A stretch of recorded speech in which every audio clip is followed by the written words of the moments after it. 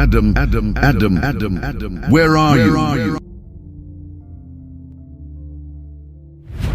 I heard you in the garden, and I was afraid because I was naked, so I hid. From the very beginning, man ran from God.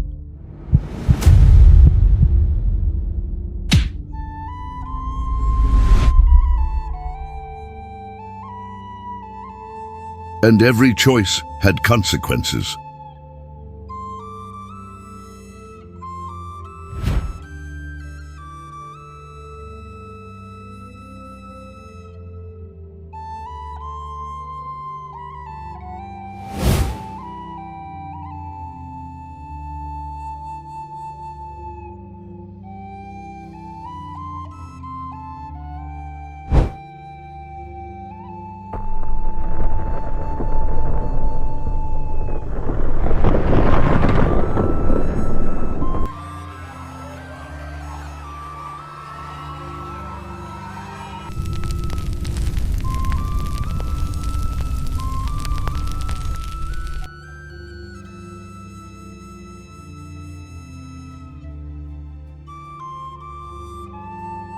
This is not just the story of the first man, it is the story of every man, of promises made and promises broken.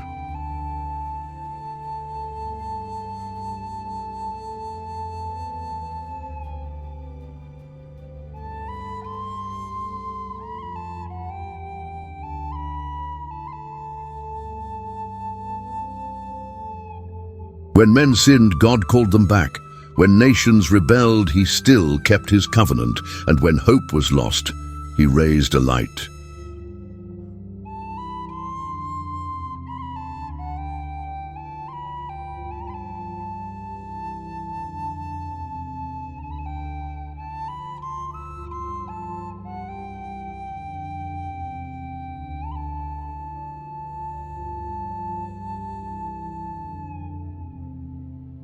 This is more than a book. It is the origin of everything, the beginning of you. This is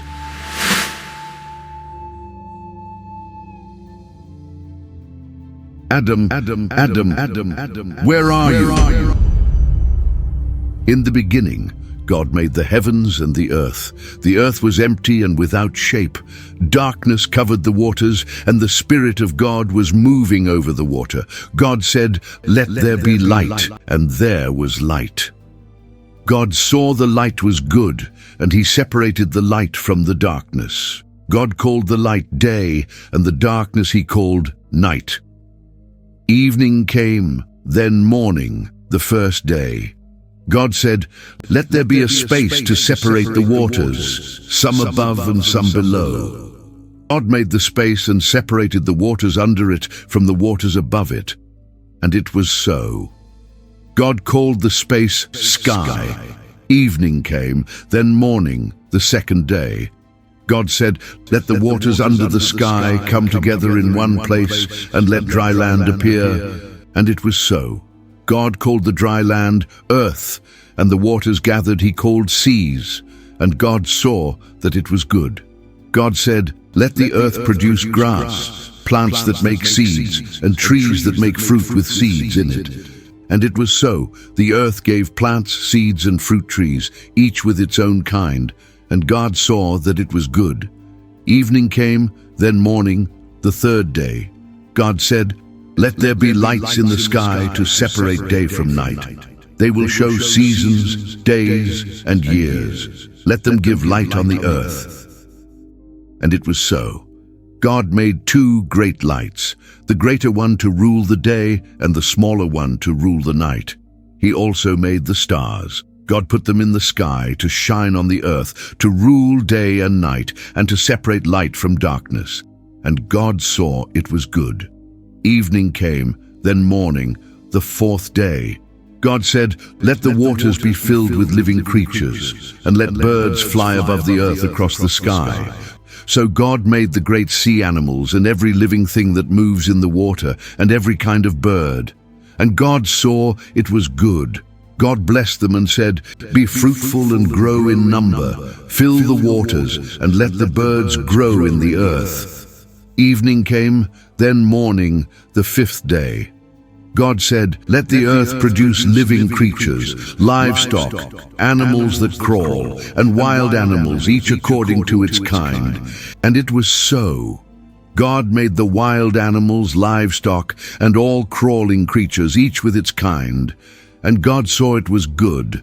Then God said, "Let us make human beings in our image, to be like us. They will rule over the fish, the birds, the livestock, and all the earth, and every crawling creature." So God made humans in his own image. In God's image he made them. He made them male and female. God blessed them and said, "Be fruitful, grow in number, fill the earth and rule it. Rule over the fish, the birds, and every living thing that moves on earth." God said, "Look, I give you every seed-bearing plant on the earth and every fruit tree with seed in it. They will be your food. And to all animals and birds and crawling creatures, I give green plants for food." And it was so. God saw all that he had made, and it was very good. Evening came, then morning, the 6th day. So the heavens, the earth, and everything in them were finished. On the 7th day God finished his work. He rested on the 7th day from all he had done. God blessed the 7th day and made it holy, because he rested from all his work of creating. This is the story of the heavens and the earth when they were created. When the Lord God made the earth and the heavens, there were no plants or bushes yet, because the Lord God had not sent rain, and there was no man to work the ground. But water came up from the earth and watered all the land. The Lord God formed man from the dust of the ground. He breathed the breath of life into his nose, and the man became a living being. The Lord God planted a garden in Eden, in the east. There he put the man he had made. The Lord God made all kinds of trees grow from the ground, trees that were pleasing to look at and good for food. In the middle of the garden were the tree of life and the tree of the knowledge of good and evil. A river watered the garden and flowed out of Eden. From there it divided into 4 rivers. The first is called the Pishon. It flows around the land of Havilah, where there is gold. The gold of that land is good. There is also aromatic resin and precious stone. The second river is the Gihon. It flows around the land of Cush. The third river is the Tigris. It runs along the east side of Assyria. The fourth river is the Euphrates. The Lord God put the man in the Garden of Eden to work it and take care of it. The Lord God commanded the man, "You may eat from any tree in the garden, but you must not eat from the tree of the knowledge of good and evil. If you eat from it, you will surely die." The Lord God said, "It is not good for the man to be alone. I will make a helper suitable for him." The Lord God formed every animal of the field and every bird of the sky out of the ground. He brought them to the man to see what he would call them. Whatever the man called each living creature, that became its name. The man gave names to all the livestock, to the birds of the sky, and to every animal of the field. But for Adam no suitable helper was found, so the Lord God caused the man to fall into a deep sleep. While he slept, he took one of his ribs and closed the place with flesh. The Lord God made a woman from the rib he had taken from the man, and he brought her to the man.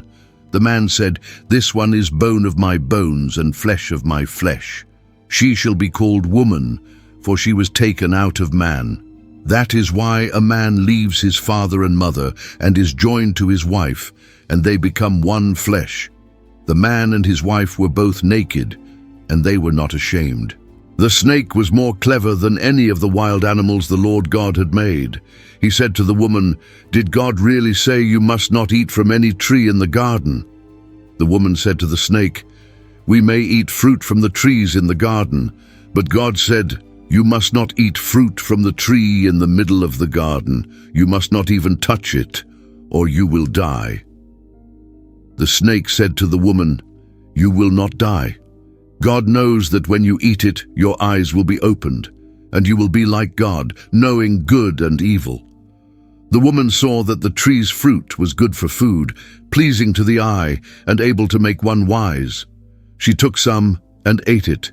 She also gave some to her husband, who was with her, and he ate it.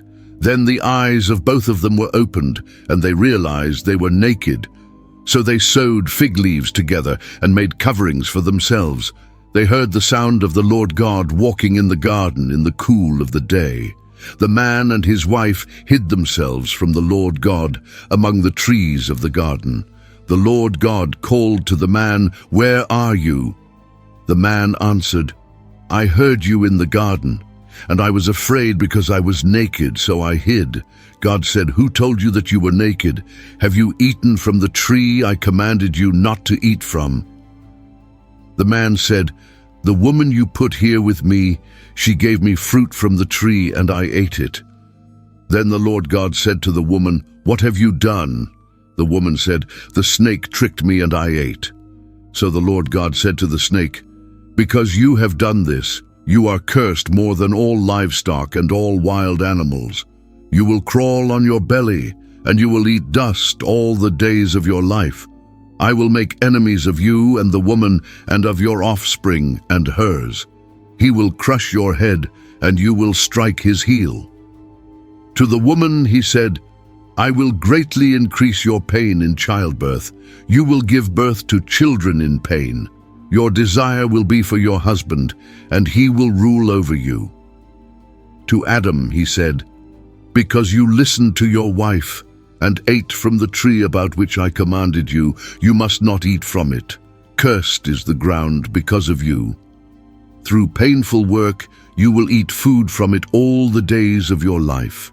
It will produce thorns and thistles for you, and you will eat the plants of the field. By the sweat of your face you will eat bread until you return to the ground, since from it you were taken. For dust you are, and to dust you will return." The man named his wife Eve, because she would be the mother of all the living. The Lord God made garments of skin for Adam and his wife and clothed them. The Lord God said, "The man has now become like one of us, knowing good and evil. He must not be allowed to take from the tree of life, eat, and live forever." So the Lord God sent him out of the Garden of Eden to work the ground from which he had been taken. He drove the man out and placed cherubim and a flaming sword flashing back and forth to guard the way to the tree of life. Adam lay with his wife Eve, and she became pregnant and gave birth to Cain. She said, "With the help of the Lord, I have gotten a man." Later, she gave birth to his brother Abel. Abel kept flocks, and Cain worked the soil. In the course of time, Cain brought some of the fruits of the soil as an offering to the Lord, but Abel brought fat portions from some of the firstborn of his flock. The Lord looked with favor on Abel and his offering, but on Cain and his offering he did not look with favor. So Cain was very angry, and his face was downcast. Then the Lord said to Cain, "Why are you angry? Why is your face downcast? If you do what is right, will you not be accepted? But if you do not do what is right, sin is crouching at your door. It wants to rule you, but you must rule over it." Now Cain said to his brother Abel, "Let's go out to the field." And while they were in the field, Cain attacked his brother Abel and killed him. Then the Lord said to Cain, "Where is your brother Abel?" "I don't know," he replied. "Am I my brother's keeper?" The Lord said, "What have you done?" "Listen, your brother's blood cries out to me from the ground. Now you are under a curse and driven from the ground, which opened its mouth to receive your brother's blood from your hand. When you work the ground, it will no longer yield its crops for you. You will be a restless wanderer on the earth." Cain said to the Lord, "My punishment is more than I can bear. Today you are driving me from the land, and I will be hidden from your face. I will be a restless wanderer on the earth, and whoever finds me will kill me." But the Lord said to him, "Not so. If anyone kills Cain, he will suffer vengeance 7 times over." Then the Lord put a mark on Cain so that no one who found him would kill him. So Cain went out from the Lord's presence and lived in the land of Nod, east of Eden. Cain lay with his wife, and she became pregnant and gave birth to Enoch. Cain was building a city, and he named it after his son Enoch. To Enoch was born Irad, and Irad was the father of Mehujael, and Mehujael was the father of Methushael, and Methushael was the father of Lamech. Lamech married 2 women, one named Ada and the other Zillah. Ada gave birth to Jabal. He was the father of those who live in tents and raise livestock. His brother's name was Jubal. He was the father of all who play the harp and flute. Zillah also had a son, Tubal-Cain, who forged all kinds of tools out of bronze and iron. Tubal-Cain's sister was Naamah. Lamech said to his wives, Ada and Zillah, listen to me. Wives of Lamech, hear my words. I have killed a man for wounding me, a young man for injuring me. If Cain is avenged 7 times, then Lamech 77 times. Adam lay with his wife again, and she gave birth to a son, and named him Seth, saying, God has given me another child in place of Abel, since Cain killed him. Seth also had a son, and he named him Enosh. At that time people began to call on the name of the Lord. This is the written record of Adam's family line. When God created man, he made them in the likeness of God. He created them male and female, and blessed them. He called them man when they were created. When Adam was 130 years old, he had a son in his own likeness, in his own image, and he named him Seth.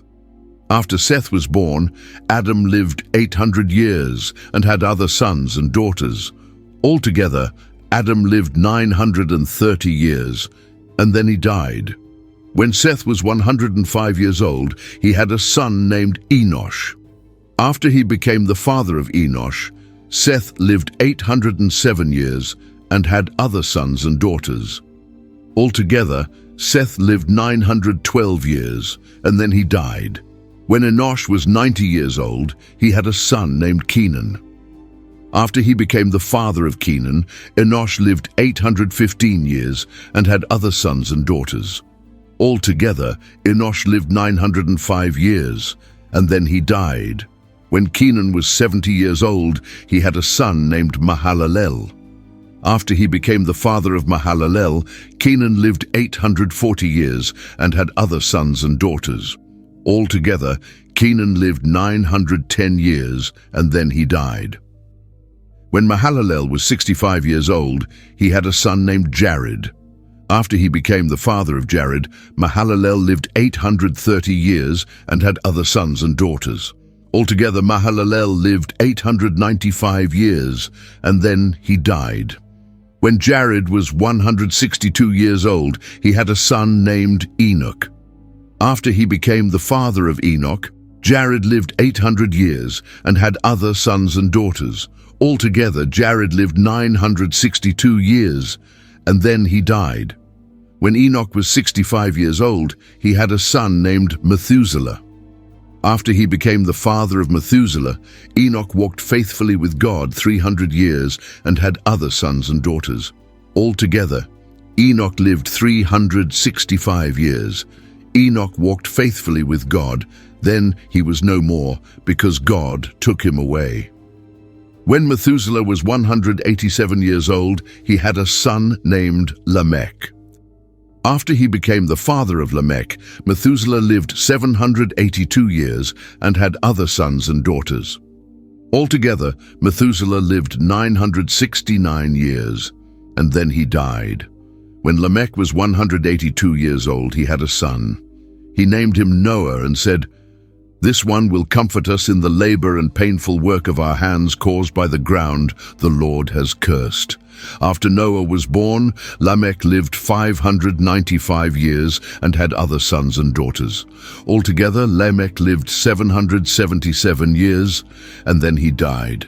After Noah was 500 years old, he had 3 sons, Shem, Ham, and Japheth. When men began to increase in number on the earth, and daughters were born to them, the sons of God saw that the daughters of men were beautiful, and they married any of them they chose. Then the Lord said, "My spirit will not remain with man forever, for he is mortal. His days will be 120 years. The Nephilim were on the earth in those days, and also afterward, when the sons of God went to the daughters of men and had children by them. They were the heroes of old, men of renown. The Lord saw how great man's wickedness had become on the earth, and that every thought of his heart was only evil all the time. The Lord was sorry that he had made man on the earth, and his heart was filled with pain. So the Lord said, I will wipe mankind, whom I have created, from the face of the earth, men and animals, and creatures that move along the ground, and birds of the air, for I am sorry that I made them. But Noah found favor in the eyes of the Lord. This is the story of Noah. Noah was a righteous man, blameless among the people of his time, and he walked faithfully with God. Noah had 3 sons, Shem, Ham, and Japheth. Now the earth was corrupt in God's sight and full of violence. God saw how corrupt the earth had become, for all the people on earth had corrupted their ways. So God said to Noah, I am going to put an end to all people, for the earth is filled with violence because of them. I'm surely going to destroy both them and the earth. So make yourself an ark out of cypress wood. Make rooms in it and cover it with pitch inside and out. This is how you are to build it. The ark is to be 450 feet long, 75 feet wide, and 45 feet high. Make a roof for it, finishing the ark to within 18 inches of the top. Put a door in the side of the ark and make lower, middle, and upper decks. I am going to bring floodwaters on the earth to destroy all life under the heavens, every creature that has the breath of life in it. Everything on earth will perish. But I will make my covenant with you, and you will enter the ark, you and your sons and your wife and your sons' wives with you. You are to bring into the ark 2 of all living creatures, male and female, to keep them alive with you. 2 of every kind of bird, animal, and creature that moves along the ground will come to you to be kept alive. You are to take every kind of food that is to be eaten and store it away as food for you and for them. Noah did everything just as God commanded him. The Lord then said to Noah, Go into the ark, you and your whole family, because I have found you righteous in this generation. Take with you 7 pairs of every kind of clean animal, a male and its mate, and 1 pair of every kind of unclean animal, a male and its mate, and also 7 pairs of every kind of bird, male and female, to keep their different kinds alive throughout the earth. 7 days from now I will send rain on the earth for 40 days and 40 nights, and I will wipe from the face of the earth every living creature I have made. And Noah did all that the Lord commanded him. Noah was 600 years old when the floodwaters came on the earth, and Noah and his sons and his wife and his sons' wives entered the ark to escape the waters of the flood. Pairs of clean and unclean animals, of birds and of all creatures that move along the ground, male and female, came to Noah and entered the ark, as God had commanded Noah. And after the 7 days the floodwaters came on the earth. In the 600th year of Noah's life, on the 17th day of the 2nd month, on that day all the springs of the great deep burst forth, and the windows of the heavens were opened, and rain fell on the earth 40 days and 40 nights. On that very day Noah and his sons, Shem, Ham, and Japheth, together with his wife and the wives of his 3 sons, entered the ark. They had with them every wild animal according to its kind, all livestock according to their kinds, every creature that moves along the ground according to its kind, and every bird according to its kind, everything with wings. Pairs of all creatures that have the breath of life in them came to Noah and entered the ark. The animals going in were male and female of every living thing, as God had commanded Noah. Then the Lord shut him in.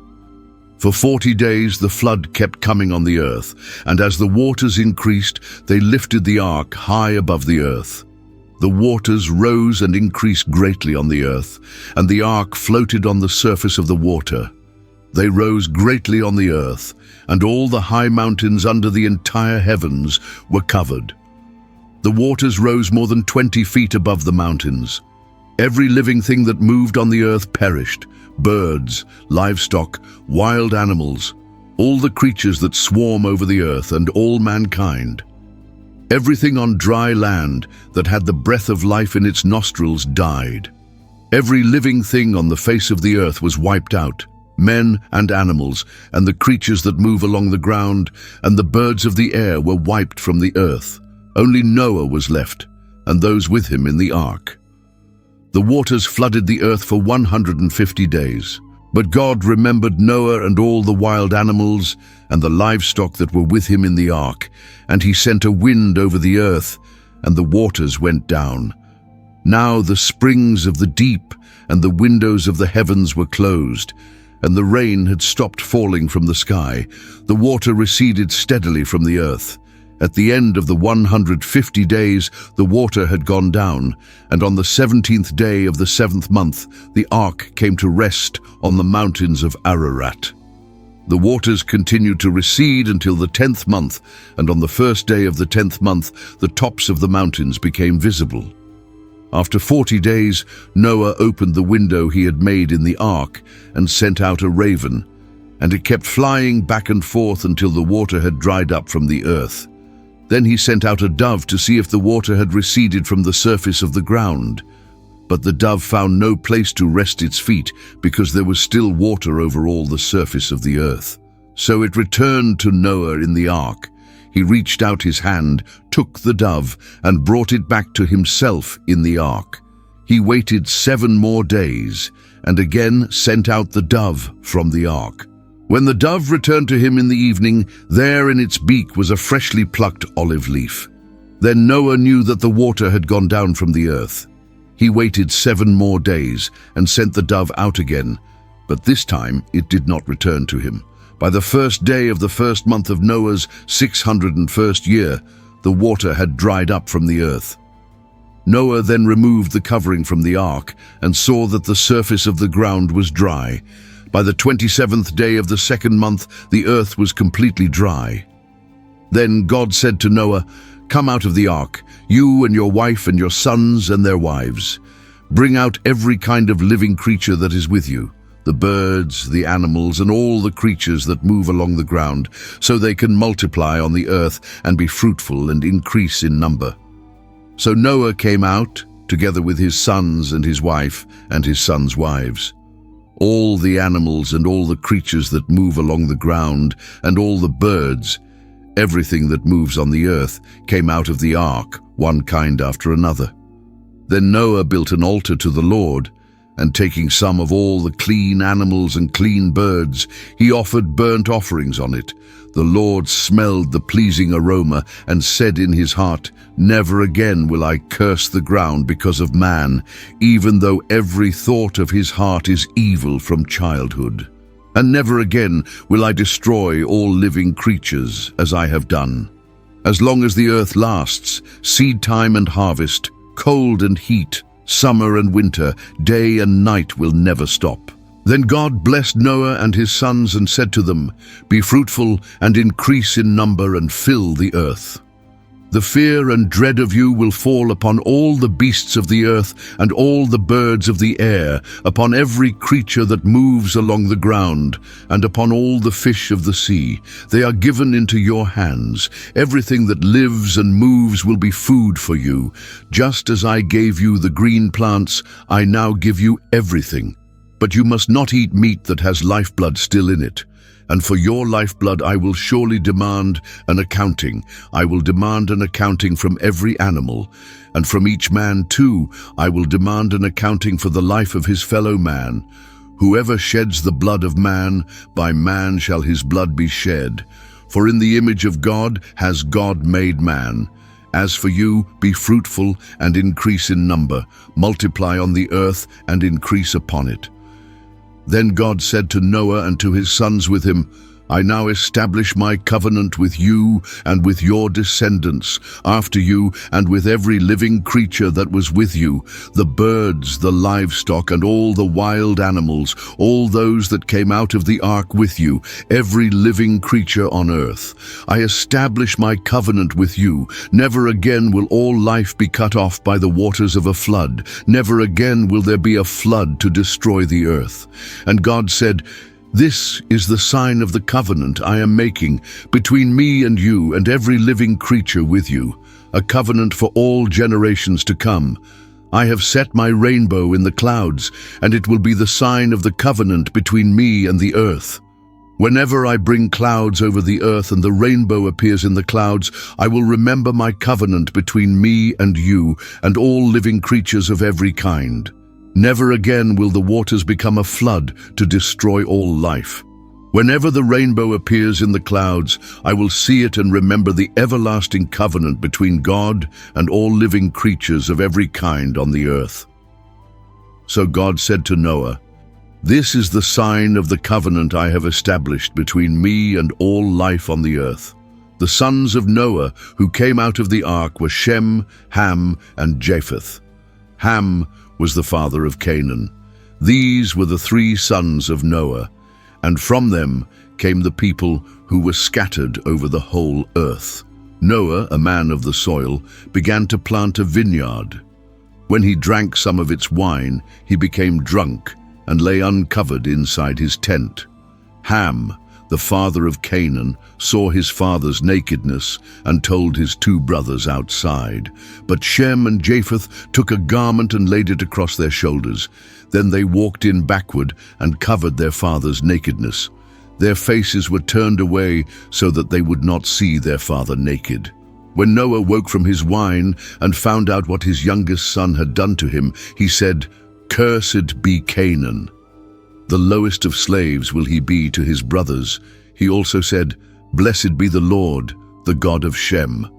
May Canaan be the slave of Shem. May God enlarge Japheth, and may he live in the tents of Shem, and may Canaan be his slave." After the flood, Noah lived 350 years. Altogether, Noah lived 950 years, and then he died. This is the record of the sons of Noah, Shem, Ham, and Japheth. After the flood, they had sons of their own. The sons of Japheth were Gomer, Magog, Madai, Javan, Tubal, Meshech, and Tiras. The sons of Gomer were Ashkenaz, Riphath, and Togarmah. The sons of Javan were Elisha, Tarshish, the Kittites, and the Rodanites. From these, the maritime peoples spread out into their territories by their clans within their nations, each with its own language. The sons of Ham were Cush, Mizraim, Put, and Canaan. The sons of Cush were Seba, Havilah, Sabta, Ramah, and Sabteka. The sons of Ramah were Sheba and Dedan. Cush was the father of Nimrod, who grew to be a mighty warrior on the earth. He was a mighty hunter before the Lord. That is why it is said, "Like Nimrod, a mighty hunter before the Lord." The first centers of his kingdom were Babylon, Erech, Akkad, and Calneh in Shinar. From that land he went to Assyria, where he built Nineveh, Rehoboth-ir, Calah, and Resen, which is between Nineveh and Calah, which is the great city. Mizraim was the father of the Ludites, Anamites, Lehabites, Naphtuhites, Pathrusites, Caslahites, from whom the Philistines came, and the Caphtorites. Canaan was the father of Sidon, his firstborn, and of the Hittites, the Jebusites, Amorites, Girgashites, Hivites, Archites, Sinites, Arvadites, Zemarites, and Hamathites. Later, the Canaanite clans scattered. The borders of Canaan reached from Sidon toward Gerar as far as Gaza, and then toward Sodom, Gomorrah, Admah, and Zeboim as far as Lasha. These are the sons of Ham by their clans and languages, in their territories and nations. Sons were also born to Shem, whose older brother was Japheth. Shem was the ancestor of all the sons of Eber. The sons of Shem were Elam, Ashur, Arphaxad, Lud, and Aram.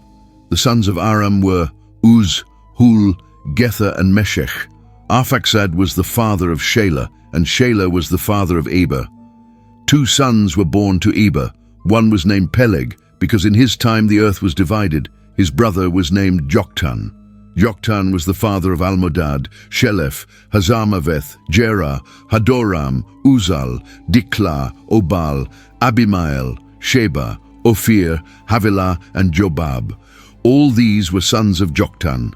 The region where they lived stretched from Mesha towards Sephar in the eastern hill country.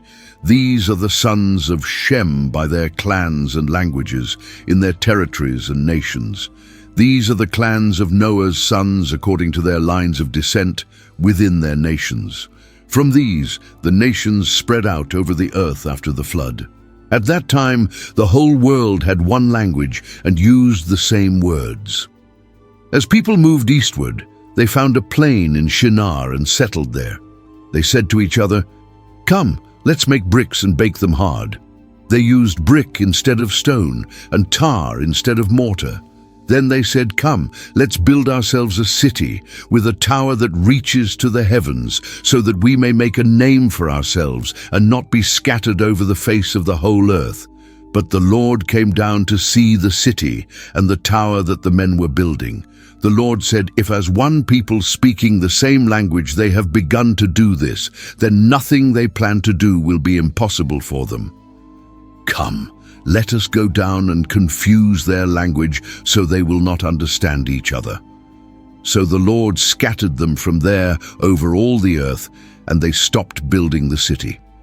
That is why it was called Babel, because there the Lord confused the language of the whole world. From there, the Lord scattered them over the face of the whole earth. This is the family line of Shem. 2 years after the flood, when Shem was 100 years old, he had a son named Arphaxad. And after Arphaxad was born, Shem lived 500 years and had other sons and daughters. When Arphaxad had lived 35 years, he had a son named Shelah. After Shelah was born, Arphaxad lived 403 years and had other sons and daughters. When Shelah had lived 30 years, he had a son named Eber. After Eber was born, Shelah lived 403 years and had other sons and daughters. When Eber had lived 34 years, he had a son named Peleg. After Peleg was born, Eber lived 430 years and had other sons and daughters. When Peleg had lived 30 years, he had a son named Reu. After Reu was born, Peleg lived 209 years and had other sons and daughters. When Reu had lived 32 years, he had a son named Serug. After Serug was born, Reu lived 207 years and had other sons and daughters. When Serug had lived 30 years, he had a son named Nahor. After Nahor was born, Serug lived 200 years and had other sons and daughters. When Nahor had lived 29 years, he had a son named Terah. After Terah was born, Nahor lived 119 years and had other sons and daughters. After Terah had lived 70 years, he became the father of Abram, Nahor, and Haran. This is the family line of Terah. Terah became the father of Abram, Nahor, and Haran became the father of Lot. While his father Terah was still alive, Haran died in Ur of the Chaldeans, in the land where he was born. Abram and Nahor both married. The name of Abram's wife was Sarai, and the name of Nahor's wife was Milcah. She was the daughter of Haran, the father of both Milcah and Iscah. Now Sarai was barren. She had no children. Terah took his son Abram, his grandson Lot son of Haran, and his daughter-in-law Sarai, the wife of his son Abram, and together they set out from Ur of the Chaldeans to go to Canaan. But when they came to Haran, they settled there. Terah lived 205 years, and he died in Haran. The Lord said to Abram, "Leave your country, your people, and your father's household, and go to the land I will show you. I will make you into a great nation, and I will bless you. I will make your name great, and you will be a blessing. I will bless those who bless you, and whoever curses you I will curse, and all peoples on earth will be blessed through you." So Abram left, as the Lord had told him. and Lot went with him. Abram was 75 years old when he set out from Haran. He took his wife Sarai, his nephew Lot, all the possessions they had gathered, and the people they had acquired in Haran, and they set out for the land of Canaan, and they arrived there. Abram traveled through the land as far as the great tree of Moreh at Shechem. At that time the Canaanites were in the land. The Lord appeared to Abram and said, "To your offspring I will give this land." So he built an altar there to the Lord, who had appeared to him. From there he went on toward the hills east of Bethel, and pitched his tent, with Bethel on the west, and Ai on the east. There he built an altar to the Lord, and called on the name of the Lord. Then Abram set out, and continued toward the Negev. Now there was a famine in the land, and Abram went down to Egypt to live there for a while, because the famine was severe. As he was about to enter Egypt, he said to his wife Sarai, "I know what a beautiful woman you are. When the Egyptians see you, they will say, 'This is his wife.' Then they will kill me, but let you live. Say you are my sister, so that I will be treated well for your sake, and my life will be spared because of you." When Abram came to Egypt, the Egyptians saw that Sarai was a very beautiful woman. And when Pharaoh's officials saw her, they praised her to Pharaoh, and she was taken into his palace. He treated Abram well for her sake, and Abram acquired sheep and cattle, male and female donkeys, men servants and maidservants, and camels. But the Lord inflicted serious diseases on Pharaoh and his household because of Abram's wife Sarai. So Pharaoh summoned Abram. "What have you done to me?" he said. "Why didn't you tell me she was your wife? Why did you say, 'She is my sister,' so that I took her to be my wife? Now then, here is your wife. Take her and go." Then Pharaoh gave orders about Abram to his men, and they sent him on his way with his wife and everything he had. So Abram went up from Egypt to the Negev with his wife and everything he had, and Lot went with him. Abram had become very rich in livestock and in silver and gold. From the Negev he went from place to place until he came to Bethel, to the place between Bethel and Ai, where his tent had been earlier and where he had first built an altar. There Abram called on the name of the Lord. Now Lot, who was moving about with Abram, also had flocks and herds and tents. But the land could not support them while they stayed together, for their possessions were so great that they were not able to stay together. And there was quarreling between Abram's herdsmen and Lot's herdsmen. The Canaanites and Perizzites were also living in the land at that time. So Abram said to Lot, "Let's not have quarreling between you and me, or between your herdsmen and mine, for we are brothers. Is not the whole land before you? Let's part company. If you go to the left, I'll go to the right. If you go to the right, I'll go to the left." Lot looked up and saw that the whole plain of the Jordan was well watered, like the garden of the Lord, like the land of Egypt, toward Zoar. This was before the Lord destroyed Sodom and Gomorrah. So Lot chose for himself the whole plain of the Jordan and set out toward the east. The two men parted company. Abram lived in the land of Canaan, while Lot lived among the cities of the plain and pitched his tents near Sodom.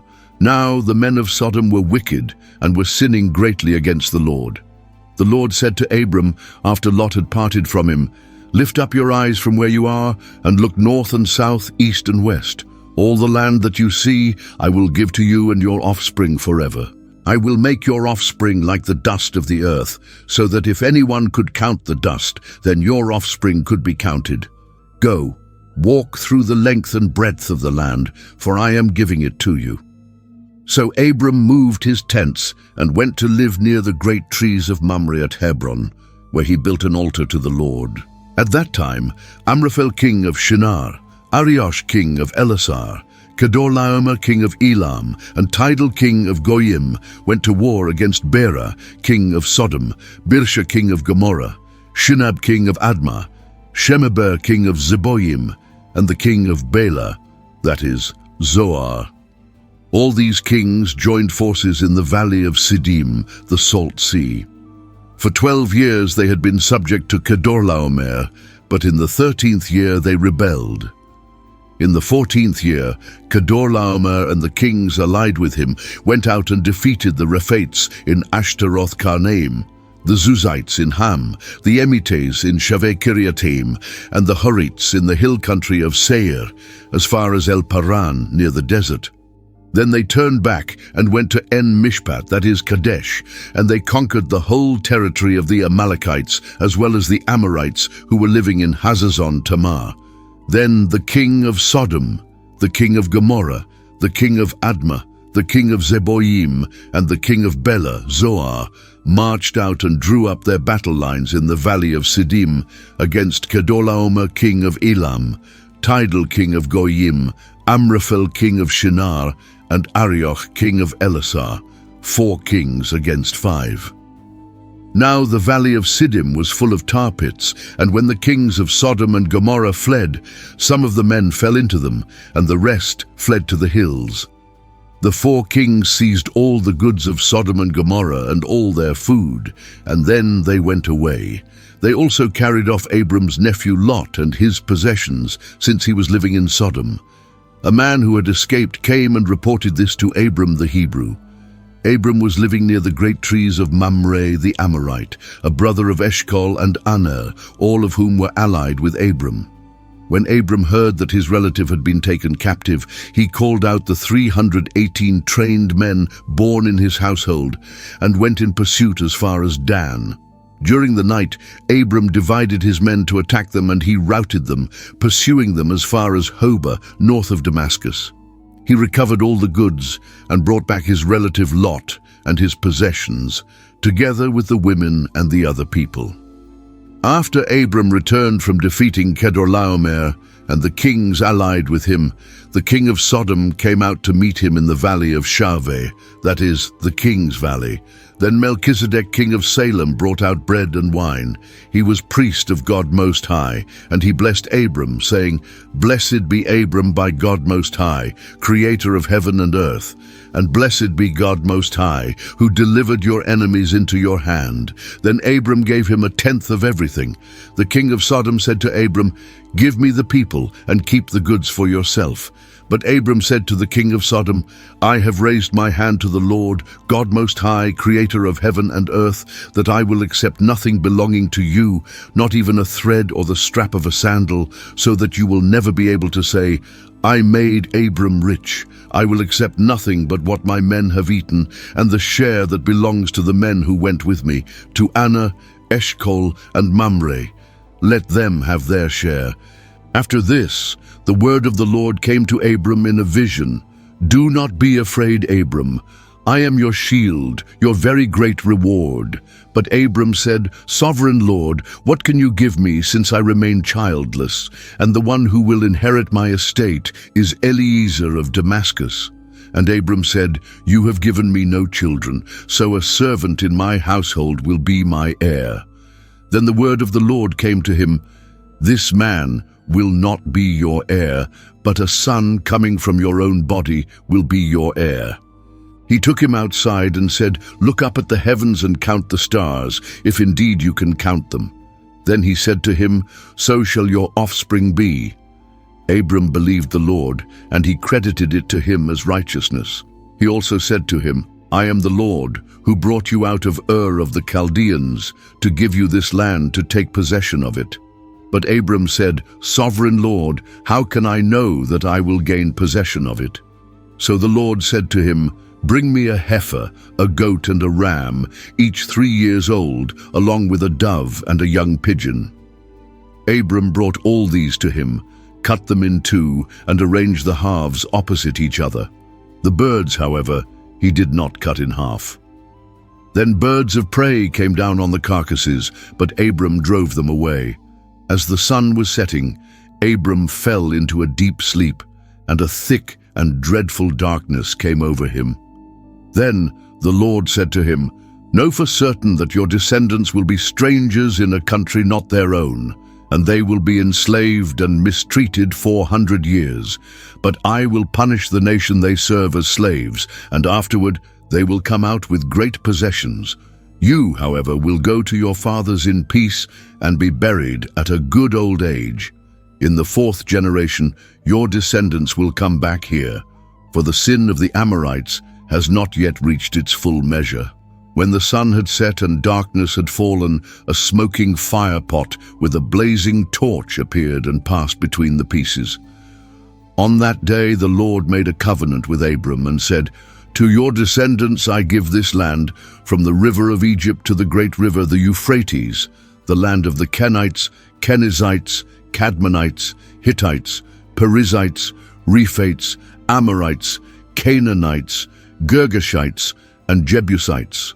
Now Sarai, Abram's wife, had borne him no children, but she had an Egyptian maidservant named Hagar. So she said to Abram, "The Lord has kept me from having children. Go, sleep with my maidservant. Perhaps I can build a family through her." Abram agreed to what Sarai said. So after Abram had been living in Canaan 10 years, Sarai his wife took her Egyptian maidservant Hagar and gave her to her husband to be his wife. He slept with Hagar, and she conceived. When she knew she was pregnant, she began to despise her mistress. Then Sarai said to Abram, "You are responsible for the wrong I am suffering. I put my servant in your arms, and now that she knows she is pregnant, she looks down on me. May the Lord judge between you and me. Your servant is in your hands," Abram said. "Do with her whatever you think best." Then Sarai mistreated Hagar, so she fled from her. The angel of the Lord found Hagar near a spring in the desert. It was the spring that is beside the road to Shur. And he said, "Hagar, servant of Sarai, where have you come from, and where are you going?" "I'm running away from my mistress Sarai," she answered. Then the angel of the Lord told her, "Go back to your mistress and submit to her." The angel added, "I will so increase your descendants that they will be too many to count." The angel of the Lord also said to her, "You are now with child, and you will have a son.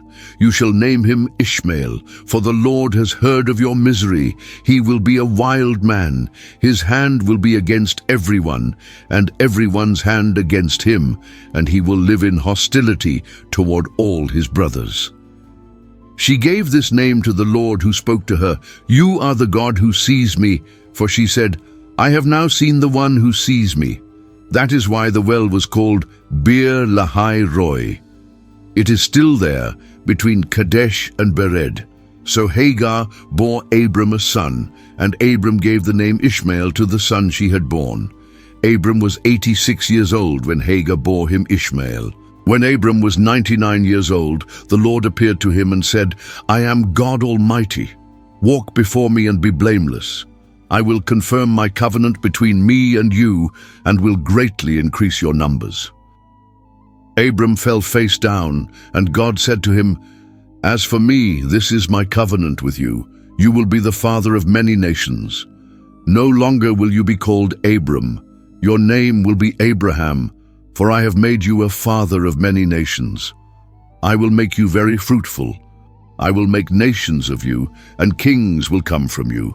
I will establish my covenant as an everlasting covenant between me and you and your descendants after you for generations to come, to be your God and the God of your descendants after you. The whole land of Canaan, where you are now an alien, I will give as an everlasting possession to you and your descendants after you, and I will be their God." Then God said to Abraham, "As for you, you must keep my covenant, you and your descendants after you for generations to come. This is my covenant with you and your descendants after you, the covenant you are to keep. Every male among you shall be circumcised. You are to undergo circumcision, and it will be the sign of the covenant between me and you. For the generations to come, every male among you who is 8 days old must be circumcised, including those born in your household or bought with money from a foreigner. Those who are not your offspring, whether born in your household or bought with your money, they must be circumcised. My covenant in your flesh is to be an everlasting covenant. Any uncircumcised male who has not been circumcised in the flesh will be cut off from his people. He has broken my covenant." God also said to Abraham, "As for Sarai, your wife, you are no longer to call her Sarai. Her name will be Sarah. I will bless her and will surely give you a son by her. I will bless her so that she will be the mother of nations. Kings of peoples will come from her." Abraham fell face down. He laughed and said to himself, "Will a son be born to a man 100 years old? Will Sarah bear a child at the age of 90? And Abraham said to God, "If only Ishmael might live under your blessing." Then God said, "Yes, but your wife Sarah will bear you a son, and you will call him Isaac. I will establish my covenant with him as an everlasting covenant for his descendants after him. And as for Ishmael, I have heard you. I will surely bless him. I will make him fruitful and will greatly increase his numbers. He will be the father of 12 rulers, and I will make him into a great nation. But my covenant I will establish with Isaac, whom Sarah will bear to you by this time next year." When he had finished speaking with Abraham, God went up from him. On that very day Abraham took his son Ishmael, and all those born in his household, or bought with his money, every male in his household, and circumcised them, as God had told him. Abraham was 99 years old when he was circumcised, and his son Ishmael was 13. Abraham and his son Ishmael were both circumcised on that very day, and every male in Abraham's household, including those born in his household or bought from a foreigner, was circumcised with him. The Lord appeared to Abraham near the great trees of Mamre while he was sitting at the entrance to his tent in the heat of the day. Abraham looked up and saw 3 men standing nearby. When he saw them, he hurried from the entrance of his tent to meet them and bowed low to the ground. He said, "If I have found favor in your eyes, my lord, do not pass your servant by. Let a little water be brought, and then you may all wash your feet and rest under this tree. Let me get you something to eat so you can be refreshed and then go on your way, now that you have come to your servant." "Very well," they answered, "do as you say." So Abraham hurried into the tent to Sarah. "Quick," he said, "get 3 seahs of fine flour and knead it and bake some bread." Then he ran to the herd and selected a choice, tender calf, and gave it to a servant who hurried to prepare it. He then brought some curds and milk and the calf that had been prepared and set these before them. While they ate, he stood near them under a tree. "Where is your wife Sarah?" they asked him. "There, in the tent," he said. Then the Lord said, "I will surely return to you about this time next year, and Sarah, your wife, will have a son." Now Sarah was listening at the entrance to the tent, which was behind him. Abraham and Sarah were already old and well advanced in years, and Sarah was past the age of childbearing. So Sarah laughed to herself as she thought, "After I'm worn out and my master is old, will I now have this pleasure?" Then the Lord said to Abraham, "Why did Sarah laugh and say, 'Will I really have a child now that I am old?' Is anything too hard for the Lord? I will return to you at the appointed time next year, and Sarah will have a son." Sarah was afraid, so she lied and said, "I did not laugh." But he said, "Yes, you did laugh." When the men got up to leave, they looked down towards Sodom, and Abraham walked along with them to see them on their way. Then the Lord said, "Shall I hide from Abraham what I am about to do? Abraham will surely become a great and powerful nation, and all nations on earth will be blessed through him. For I have chosen him so that he will direct his children and his household after him to keep the way of the Lord by doing what is right and just, so that the Lord will bring about for Abraham what he has promised him." Then the Lord said, "The outcry against Sodom and Gomorrah is so great, and their sin so grievous, that I will go down and see if what they have done is as bad as the outcry that has reached me. If not, I will know." The men turned away and went toward Sodom, but Abraham remained standing before the Lord. Then Abraham approached him and said, "Will you sweep away the righteous with the wicked?" What if there are 50 righteous people in the city? Will you really sweep it away and not spare the place for the sake of the 50 righteous people in it? Far be it from you to do such a thing, to kill the righteous with the wicked, treating the righteous and the wicked alike. Far be it from you. Will not the judge of all the earth do right? The Lord said, if I find 50 righteous people in the city of Sodom, I will spare the whole place for their sake. Then Abraham spoke up again, now that I have been so bold as to speak to the Lord, though I am nothing but dust and ashes, what if the number of the righteous is 5 less than 50? Will you destroy the whole city because of 5 people? If I find 45 there, he said, I will not destroy it. Once again he spoke to him, what if only 40 are found there? He said, for the sake of 40, I will not do it. Then he said, may the Lord not be angry, but let me speak. What if only 30 can be found there? He answered, I will not do it if I find 30 there. Abraham said, now that I have been so bold as to speak to the Lord, what if only 20 can be found there? He said, for the sake of 20 I will not destroy it. Then he said, may the Lord not be angry, but let me speak just once more. What if only 10 can be found there? He answered, for the sake of 10 I will not destroy it. When the Lord had finished speaking with Abraham, he left, and Abraham returned home. The 2 angels arrived at Sodom in the evening, and Lot was sitting in the gateway of the city. When he saw them, he got up to meet them and bowed down with his face to the ground. My lords, he said, please turn aside to your servant's house. You can wash your feet and spend the night, and then go on your way early in the morning. No, they answered, we will spend the night in the square. But he insisted so strongly that they went with him and entered his house. He prepared a meal for them, baking bread without yeast, and they ate. Before they had gone to bed, all the men from every part of the city of Sodom, both young and old, surrounded the house. They called to Lot, where are the men who came to you tonight? Bring them out to us so that we can know them sexually. Lot went outside to meet them and shut the door behind him and said, no, my friends, don't do this wicked thing. Look, I have 2 daughters who have never slept with a man. Let me bring them out to you, and you can do what you like with them. But don't do anything to these men, for they have come under the protection of my roof. Get out of our way, they replied. And they said, this fellow came here as an outsider, and now he wants to play the judge. We'll treat you worse than them. They kept pressing in on Lot and moved forward to break down the door. But the men inside reached out and pulled Lot back into the house and shut the door. Then they struck the men who were at the door of the house, young and old, with blindness, so that they could not find the door.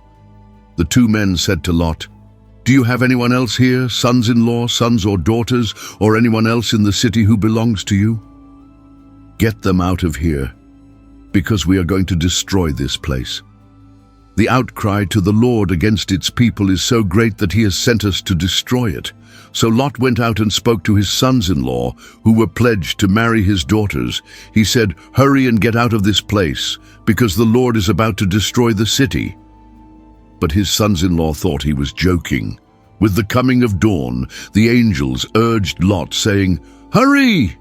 Take your wife and your 2 daughters who are here, or you will be swept away when the city is punished. When he hesitated, the men grasped his hand and the hands of his wife and of his 2 daughters, and led them safely out of the city, for the Lord was merciful to them. As soon as they had brought them out, one of them said, flee for your lives.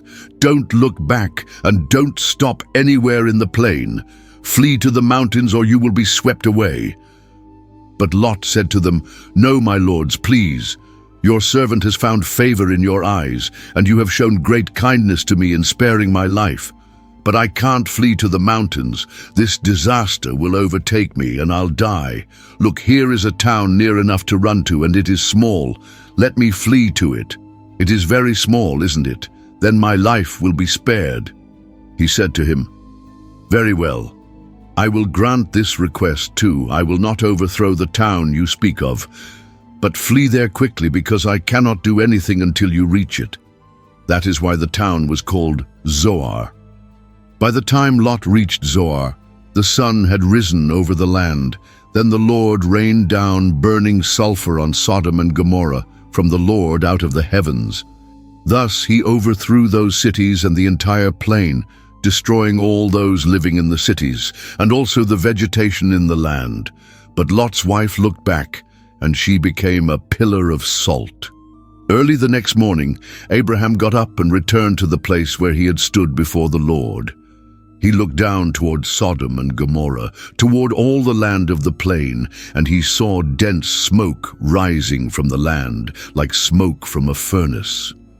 So when God destroyed the cities of the plain, he remembered Abraham, and he brought Lot out of the catastrophe that overthrew the cities where Lot had lived. Lot and his 2 daughters left Zoar and settled in the mountains, for he was afraid to stay in Zoar. He and his 2 daughters lived in a cave. One day the older daughter said to the younger, "Our father is old, and there are no men around here to lie with us, as is the custom all over the earth. Let's get our father to drink wine and then lie with him and preserve our family line through our father." That night they got their father to drink wine, and the older daughter went in and lay with him. He was not aware of it when she lay down or when she got up. The next day the older daughter said to the younger, "Last night I lay with my father. Let's get him to drink wine again tonight, and you go in and lie with him so we can preserve our family line through our father." So they got their father to drink wine that night also, and the younger daughter went and lay with him.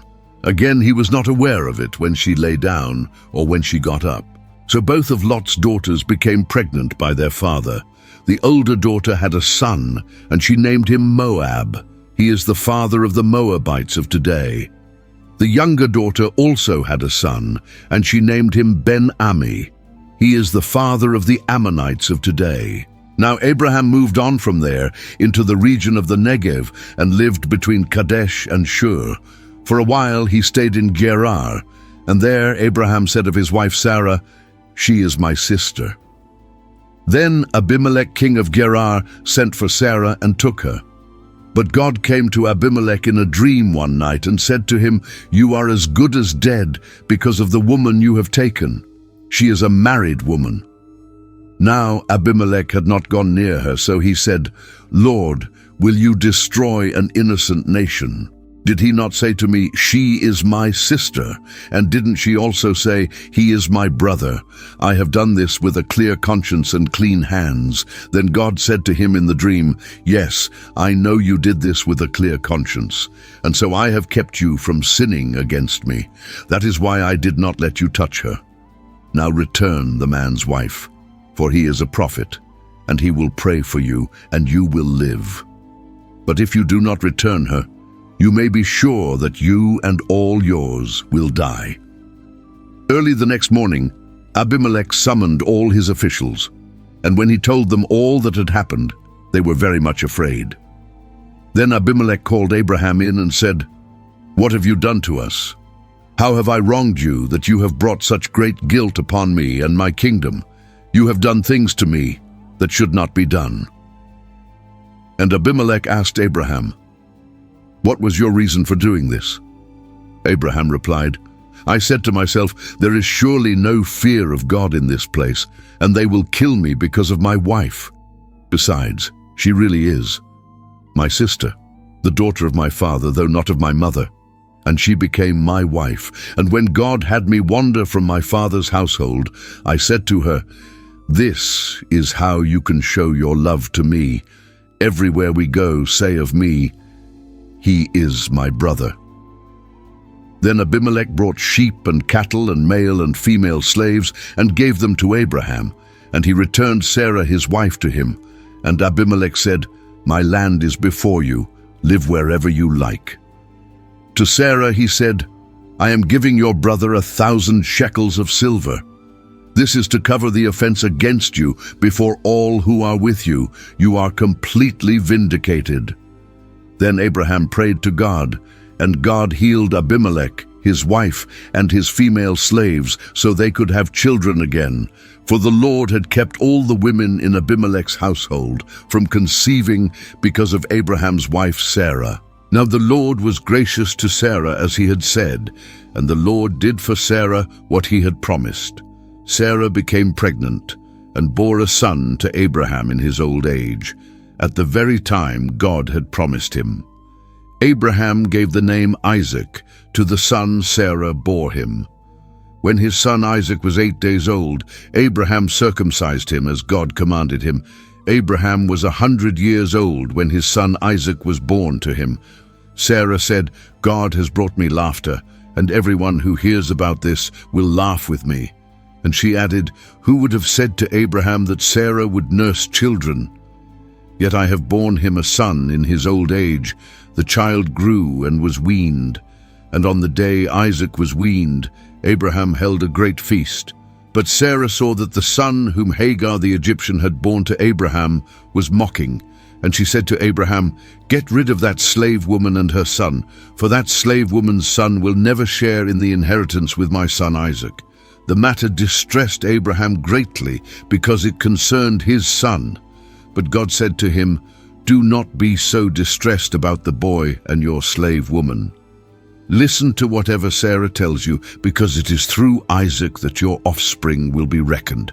I will make the son of the slave into a nation also, because he is your offspring." Early the next morning, Abraham took some food and a skin of water and gave them to Hagar. He set them on her shoulders and then sent her off with the boy. She went on her way and wandered in the desert of Beersheba. When the water in the skin was gone, she put the boy under one of the bushes. Then she went off and sat down nearby, about a bow shot away, for she thought, "I cannot watch the boy die." And as she sat there nearby, she began to sob. God heard the boy crying, and the angel of God called to Hagar from heaven and said to her, "What is the matter, Hagar? Do not be afraid. God has heard the boy crying as he lies there. Lift the boy up and take him by the hand, for I will make him into a great nation." Then God opened her eyes, and she saw a well of water. So she went and filled the skin with water and gave the boy a drink. God was with the boy as he grew up. He lived in the desert and became an archer. While he was living in the desert of Paran, his mother got a wife for him from Egypt. At that time, Abimelek and Phicol, the commander of his forces, said to Abraham, "God is with you in everything you do. Now swear to me here before God that you will not deal falsely with me or my children or my descendants. Show to me and the country where you are living as an alien the same kindness I have shown to you." Abraham said, "I swear it." Then Abraham complained to Abimelek about a well of water that Abimelek's servants had seized. But Abimelek said, "I don't know who has done this. You did not tell me, and I heard about it only today." So Abraham brought sheep and cattle and gave them to Abimelek, and the two men made a treaty. Abraham set apart 7 ewe lambs from the flock, and Abimelek asked Abraham, "What is the meaning of these 7 ewe lambs you have set apart by themselves?" He replied, "Accept these 7 lambs from my hand as a witness that I dug this well." So that place was called Beersheba, because the two men swore an oath there. After the treaty had been made at Beersheba, Abimelek and Phicol, the commander of his forces, returned to the land of the Philistines. Abraham planted a tamarisk tree in Beersheba, and there he called upon the name of the Lord, the eternal God. And Abraham stayed in the land of the Philistines for a long time. Sometime later, God tested Abraham. He said to him, "Abraham." "Here I am," he replied. Then God said, "Take your son, your only son Isaac, whom you love, and go to the region of Moriah. Sacrifice him there as a burnt offering on one of the mountains I will tell you about." Early the next morning, Abraham got up and saddled his donkey. He took with him 2 of his servants and his son Isaac. When he had cut enough wood for the burnt offering, he set out for the place God had told him about. On the 3rd day, Abraham looked up and saw the place in the distance. He said to his servants, "Stay here with the donkey while I and the boy go over there. We will worship, and then we will come back to you." Abraham took the wood for the burnt offering and placed it on his son Isaac, and he himself carried the fire and the knife. As the two of them went on together, Isaac spoke up and said to his father Abraham, "Father?" "Yes, my son," Abraham replied. "The fire and wood are here," Isaac said, "but where is the lamb for the burnt offering?" Abraham answered, "God himself will provide the lamb for the burnt offering, my son." And the two of them went on together. When they reached the place God had told him about, Abraham built an altar there and arranged the wood on it. He bound his son Isaac and laid him on the altar, on top of the wood. Then he reached out his hand and took the knife to slay his son. But the angel of the Lord called out to him from heaven, "Abraham, Abraham!" "Here I am," he replied. "Do not lay a hand on the boy," he said. "Do not do anything to him. Now I know that you fear God, because you have not withheld from me your son, your only son." Abraham looked up, and there in a thicket he saw a ram caught by its horns. He went over and took the ram and sacrificed it as a burnt offering instead of his son. So Abraham called that place, "The Lord will provide," and to this day it is said, "On the mountain of the Lord it will be provided." The angel of the Lord called to Abraham from heaven a second time and said, "I swear by myself, declares the Lord, that because you have done this and have not withheld your son, your only son, I will surely bless you and make your descendants as numerous as the stars in the sky and as the sand on the seashore. Your descendants will take possession of the cities of their enemies, and through your offspring all nations on earth will be blessed, because you have obeyed me." Then Abraham returned to his servants, and they set off together for Beersheba, and Abraham stayed in Beersheba. Sometime later, Abraham was told, "Milcah is also a mother. She has borne sons to your brother Nahor, Uz the firstborn, Buz his brother, Kemuel the father of Aram, Kesed, Hazo, Pildash, Jidlaph, and Bethuel. Bethuel became the father of Rebekah. Milcah bore these 8 sons to Abraham's brother Nahor. His concubine, whose name was Reumah, also had sons, Teba, Gaham, Tahash, and Maacah. Sarah lived to be 127 years old. She died at Kiriath Arba, that is Hebron, in the land of Canaan, and Abraham went to mourn for Sarah and to weep over her. Then Abraham rose from beside his dead wife and spoke to the Hittites. He said, "I am an alien and a stranger among you. Sell me some property for a burial site here so I can bury my dead." The Hittites replied to Abraham, "Sir, listen to us. You are a mighty prince among us. Bury your dead in the choicest of our tombs. None of us will refuse you his tomb for burying your dead." Then Abraham rose and bowed down before the people of the land, the Hittites. He said to them, "If you are willing to let me bury my dead, then listen to me and ask Ephron son of Zohar on my behalf, so he will sell me the cave of Machpelah, which belongs to him and is at the end of his field. Ask him to sell it to me for the full price as a burial site among you."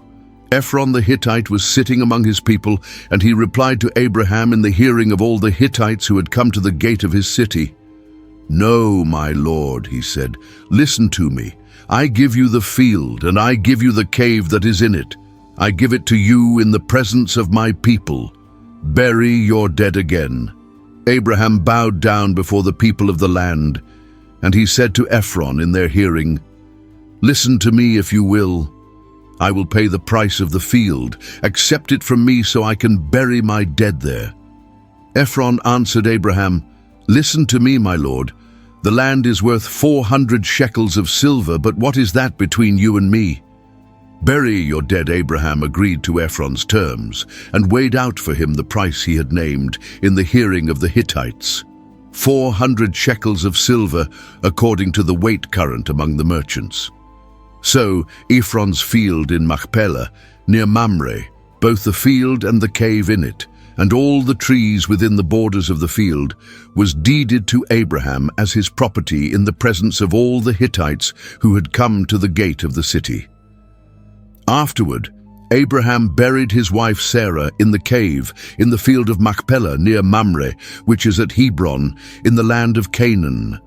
So the field and the cave in it were deeded to Abraham by the Hittites as a burial site. Abraham was now very old, and the Lord had blessed him in every way. He said to the chief servant in his household, the one in charge of all that he had, "Put your hand under my thigh. I want you to swear by the Lord, the God of heaven and the God of earth, that you will not get a wife for my son from the daughters of the Canaanites, among whom I am living, but will go to my country and my own relatives and get a wife for my son Isaac." The servant asked him, "What if the woman is unwilling to come back with me to this land? Shall I then take your son back to the country you came from?" "Make sure that you do not take my son back there," Abraham said. "The Lord, the God of heaven, who brought me out of my father's household and my native land, and who spoke to me and promised me on oath, saying, 'To your offspring I will give this land,' he will send his angel before you so that you can get a wife for my son from there.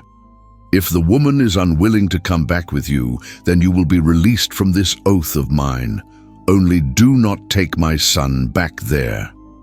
So the servant put his hand under the thigh of his master Abraham and swore an oath to him concerning this matter. Then the servant took 10 of his master's camels and left, taking with him all kinds of good things from his master. He set out for Aram Naharaim and made his way to the town of Nahor. He had the camels kneel down near the well outside the town. It was toward evening, the time the women go out to draw water. Then he prayed, "O Lord, God of my master Abraham, give me success today, and show kindness to my master Abraham. See, I am standing beside this spring, and the daughters of the townspeople are coming out to draw water.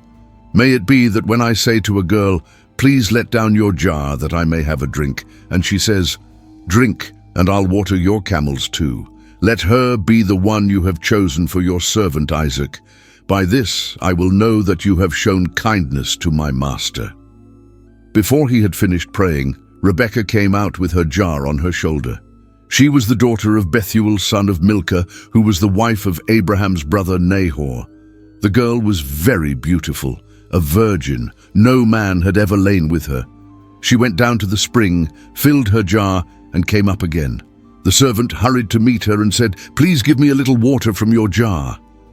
"Drink, my lord," she said, and quickly lowered the jar to her hands and gave him a drink.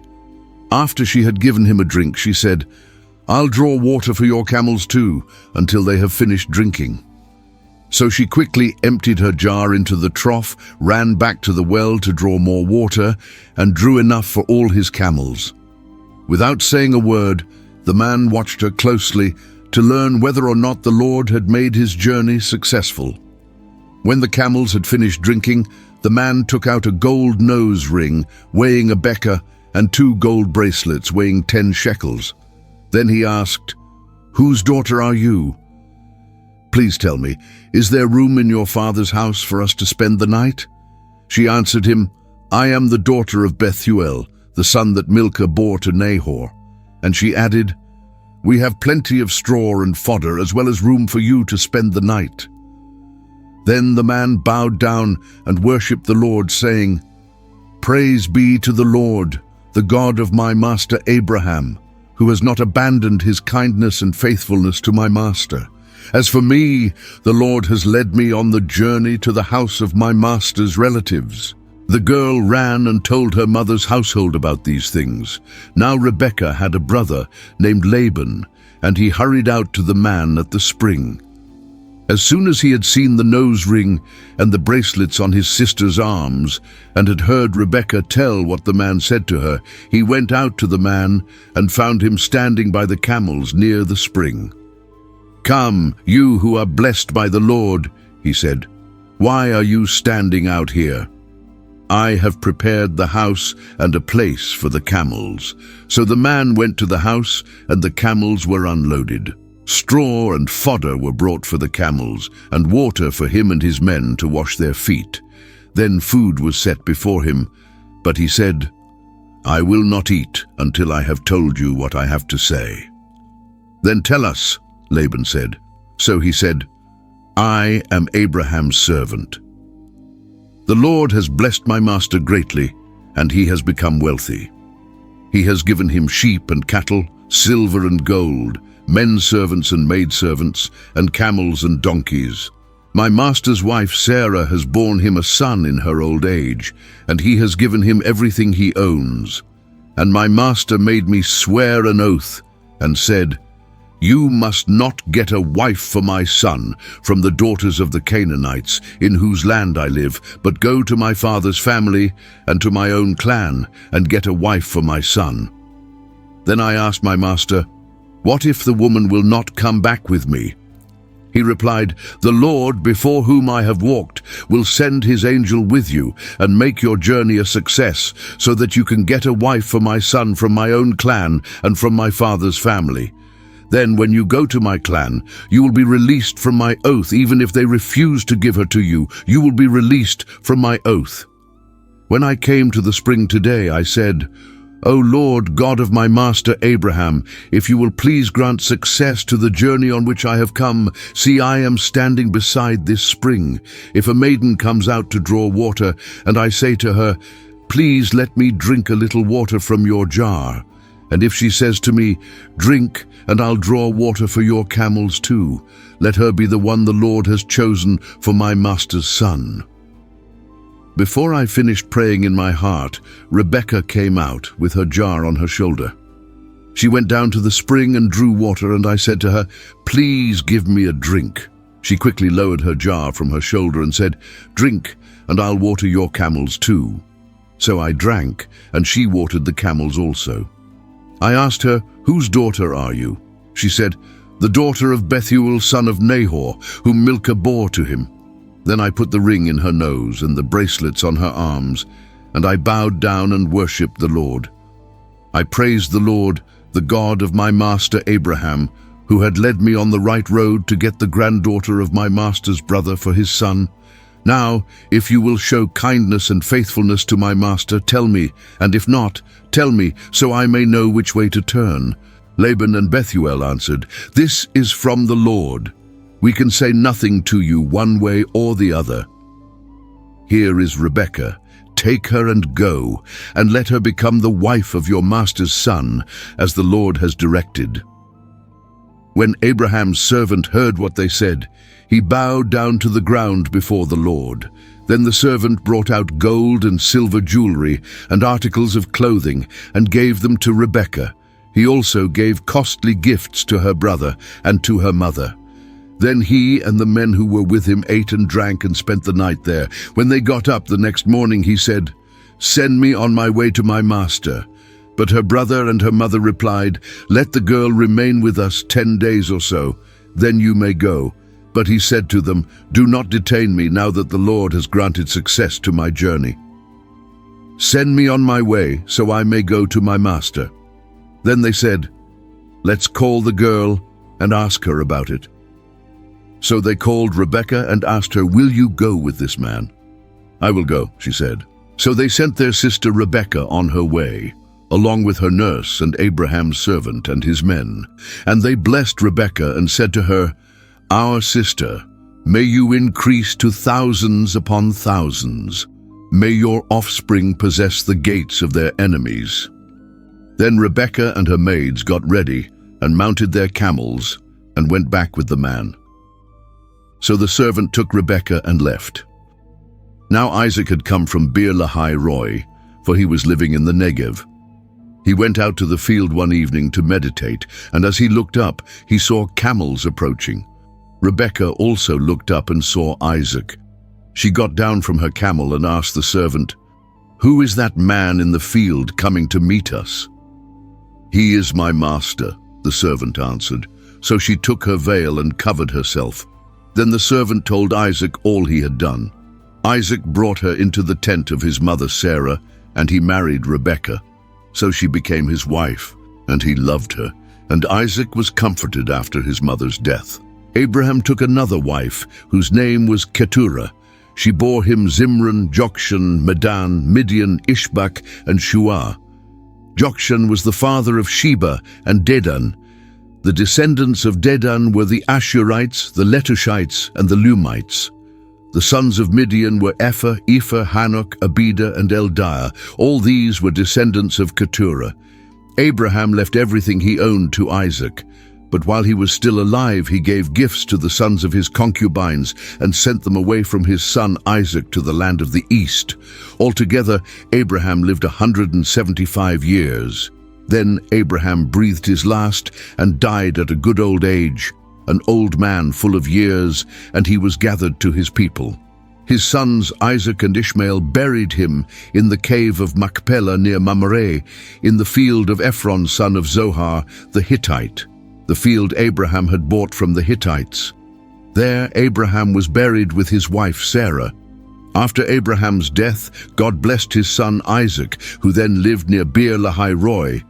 This is the account of Abraham's son Ishmael, whom Sarah's maidservant Hagar the Egyptian bore to Abraham. These are the names of the sons of Ishmael, listed in the order of their birth: Nebaioth, the firstborn of Ishmael, Kedar, Adbeel, Mibsam, Mishma, Dumah, Massa, Hadad, Tema, Jetur, Naphish, and Kedemah. These were the sons of Ishmael, and these are the names of the 12 tribal rulers according to their settlements and camps. Altogether, Ishmael lived 137 years. He breathed his last and died, and he was gathered to his people. His descendants settled in the area from Havilah to Shur, near the border of Egypt, as you go toward Ashur, and they lived in hostility toward all their brothers. This is the account of Abraham's son Isaac. Abraham became the father of Isaac, and Isaac was 40 years old when he married Rebekah, daughter of Bethuel the Aramean from Paddan Aram, and sister of Laban the Aramean. Isaac prayed to the Lord on behalf of his wife because she was barren. The Lord answered his prayer, and his wife Rebekah became pregnant. The babies jostled each other within her, and she said, "Why is this happening to me?" So she went to ask the Lord. The Lord said to her, "2 nations are in your womb, and 2 peoples from within you will be separated. 1 people will be stronger than the other, and the older will serve the younger." When the time came for her to give birth, there were twin boys in her womb. The first to come out was red, and his whole body was like a hairy garment, so they named him Esau. After this, his brother came out, with his hand grasping Esau's heel, so he was named Jacob. Isaac was 60 years old when Rebekah gave birth to them. The boys grew up, and Esau became a skillful hunter, a man of the open country, while Jacob was a quiet man, staying among the tents. Isaac, who had a taste for wild game, loved Esau, but Rebekah loved Jacob. Once when Jacob was cooking some stew, Esau came in from the open country, famished. He said to Jacob, "Quick, let me have some of that red stew. I'm famished." That is why he was also called Edom. Jacob replied, "First, sell me your birthright." "Look, I am about to die," Esau said. "What good is the birthright to me?" But Jacob said, "Swear to me first." So he swore an oath to him, selling his birthright to Jacob. Then Jacob gave Esau some bread and some lentil stew. He ate and drank, and then got up and left. So Esau despised his birthright. Now there was a famine in the land, besides the earlier famine in Abraham's time, and Isaac went to Abimelek, king of the Philistines in Gerar.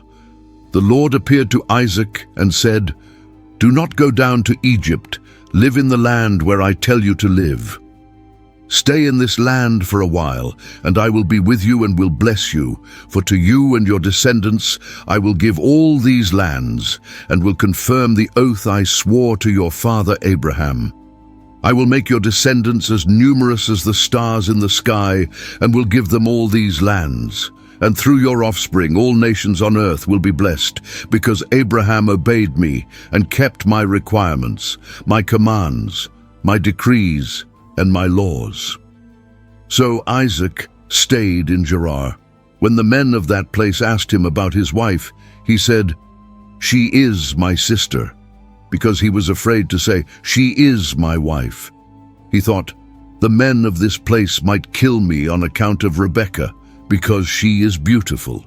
When Isaac had been there a long time, Abimelek, king of the Philistines, looked down from a window and saw Isaac caressing his wife Rebekah. So Abimelek summoned Isaac and said, "She is really your wife. Why did you say, 'She is my sister'?" Isaac answered him, "Because I thought I might lose my life on account of her." Then Abimelek said, "What is this you have done to us? One of the men might well have slept with your wife, and you would have brought guilt upon us." So Abimelek gave orders to all the people, "Anyone who molests this man or his wife shall surely be put to death."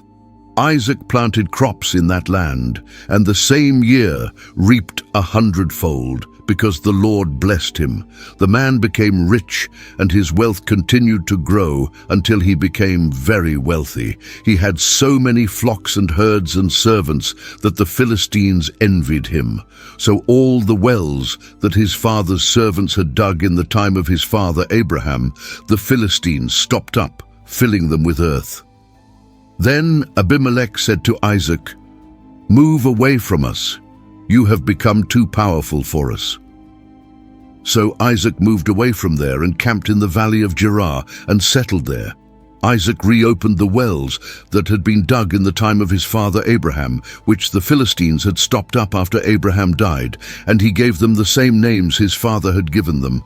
Isaac's servants dug in the valley and discovered a well of fresh water there. But the herdsmen of Gerar quarreled with Isaac's herdsmen and said, "The water is ours." So he named the well Esek, because they disputed with him. Then they dug another well, but they quarreled over that one also, so he named it Sitnah. He moved on from there and dug another well, and no one quarreled over it. He named it Rehoboth, saying, "Now the Lord has given us room, and we will flourish in the land." From there he went up to Beersheba. That night the Lord appeared to him and said, "I am the God of your father Abraham. Do not be afraid, for I am with you. I will bless you, and will increase the number of your descendants for the sake of my servant Abraham." Isaac built an altar there and called on the name of the Lord. There he pitched his tent, and his servants dug a well. Meanwhile, Abimelek had come to him from Gerar, with Ahuzath his personal advisor and Phicol the commander of his forces. Isaac asked them, "Why have you come to me, since you were hostile to me and sent me away?" They answered, "We clearly saw that the Lord was with you, so we said there ought to be a sworn agreement between us and you. Let us make a treaty with you that you will do us no harm, just as we did not molest you, but always treated you well and sent you away peacefully. And now you are blessed by the Lord." Isaac then made a feast for them, and they ate and drank. Early the next morning, the men swore an oath to each other. Then Isaac sent them on their way, and they left him in peace. That day Isaac's servants came and told him about the well they had dug. They said, "We've found water." He called it Sheba, and to this day the name of the town has been Beersheba. When Esau was 40 years old, he married Judith, daughter of Beeri the Hittite, and also Basemath, daughter of Elon the Hittite.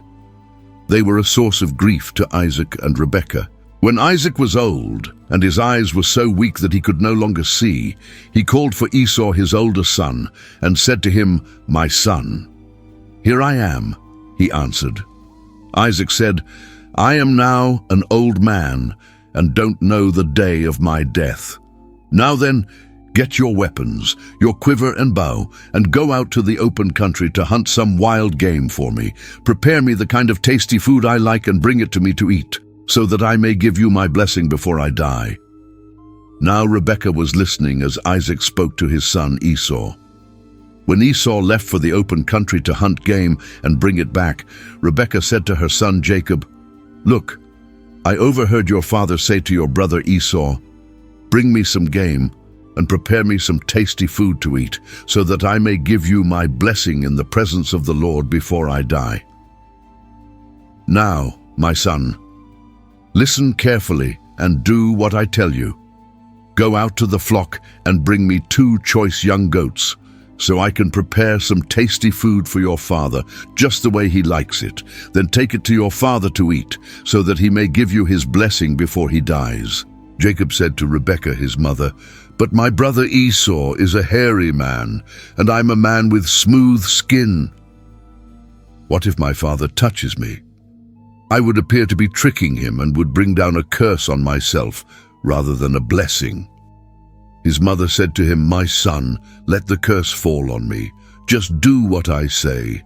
Go and get them for me." So he went and got them and brought them to his mother, and she prepared some tasty food, just the way his father liked it. Then Rebekah took the best clothes of Esau, her older son, which she had in the house, and put them on her younger son, Jacob. She also covered his hands and the smooth part of his neck with the goatskins. Then she handed to her son Jacob the tasty food and the bread she had made. He went to his father and said, "My father." "Yes, my son," he answered. "Who is it?" Jacob said to his father, "I am Esau, your firstborn. I have done as you told me. Please sit up and eat some of my game, so that you may give me your blessing." Isaac asked his son, "How did you find it so quickly, my son?" "The Lord your God gave me success," he replied. Then Isaac said to Jacob, "Come near so I can touch you, my son, to know whether you really are my son Esau or not." Jacob went close to his father Isaac, who touched him and said, "The voice is the voice of Jacob, but the hands are the hands of Esau." He did not recognize him, for his hands were hairy like those of his brother Esau, so he blessed him. "Are you really my son, Esau?" he asked. "I am," he replied. Then he said, "My son, bring me some of your game to eat, so that I may give you my blessing." Jacob brought it to him, and he ate, and he brought some wine, and he drank. Then his father Isaac said to him, "Come here, my son, and kiss me." So he went to him and kissed him. When Isaac caught the smell of his clothes, he blessed him and said, "Ah, the smell of my son is like the smell of a field that the Lord has blessed. May God give you of heaven's dew and of earth's richness, an abundance of grain and new wine. May nations serve you and peoples bow down to you. Be Lord over your brothers, and may the sons of your mother bow down to you. May those who curse you be cursed, and those who bless you be blessed." After Isaac finished blessing him, and Jacob had scarcely left his father's presence, his brother Esau came in from hunting. He too prepared some tasty food and brought it to his father. Then he said to him, "My father, sit up and eat some of my game, so that you may give me your blessing." His father Isaac asked him, "Who are you?" "I am your son," he answered, "your firstborn, Esau." Isaac trembled violently and said, "Who was it then that hunted game and brought it to me? I ate it just before you came, and I blessed him, and indeed he will be blessed." When Esau heard his father's words, he burst out with a loud and bitter cry and said to his father, "Bless me too, my father." But he said, "Your brother came deceitfully and took your blessing." Esau said, "Isn't he rightly named Jacob? He has deceived me these 2 times. He took my birthright, and now he's taken my blessing." Then he asked, "Haven't you reserved any blessing for me?" Isaac answered Esau, "I have made him lord over you, and have made all his relatives his servants, and I have sustained him with grain and new wine. So what can I possibly do for you, my son?" Esau said to his father, "Do you have only one blessing, my father? Bless me too, my father." Then Esau wept aloud. His father Isaac answered him, "Your dwelling will be away from the earth's richness, away from the dew of heaven above. You will live by the sword, and you will serve your brother. But when you grow restless, you will throw his yoke from off your neck." Esau held a grudge against Jacob because of the blessing his father had given him. He said to himself, "The days of mourning for my father are near. Then I will kill my brother Jacob." When Rebekah was told what her older son Esau had said, she sent for her younger son Jacob and said to him, "Your brother Esau is consoling himself with the thought of killing you. Now then, my son, do what I say. Flee at once to my brother Laban in Haran. Stay with him for a while until your brother's fury subsides. When your brother is no longer angry with you and forgets what you did to him, I'll send word for you to come back from there. Why should I lose both of you in one day?" Then Rebekah said to Isaac, "I'm disgusted with living because of these Hittite women. If Jacob takes a wife from among the women of this land, from Hittite women like these, my life will not be worth living." So Isaac called for Jacob and blessed him and commanded him, "Do not marry a Canaanite woman. Go at once to Paddan Aram, to the house of your mother's father Bethuel. Take a wife for yourself there, from among the daughters of Laban, your mother's brother. May God Almighty bless you and make you fruitful, and increase your numbers until you become a community of peoples. May he give you and your descendants the blessing given to Abraham, so that you may take possession of the land where you now live as an alien, the land God gave to Abraham." Then Isaac sent Jacob on his way, and he went to Paddan Aram, to Laban son of Bethuel the Aramean, the brother of Rebekah, who was the mother of Jacob and Esau.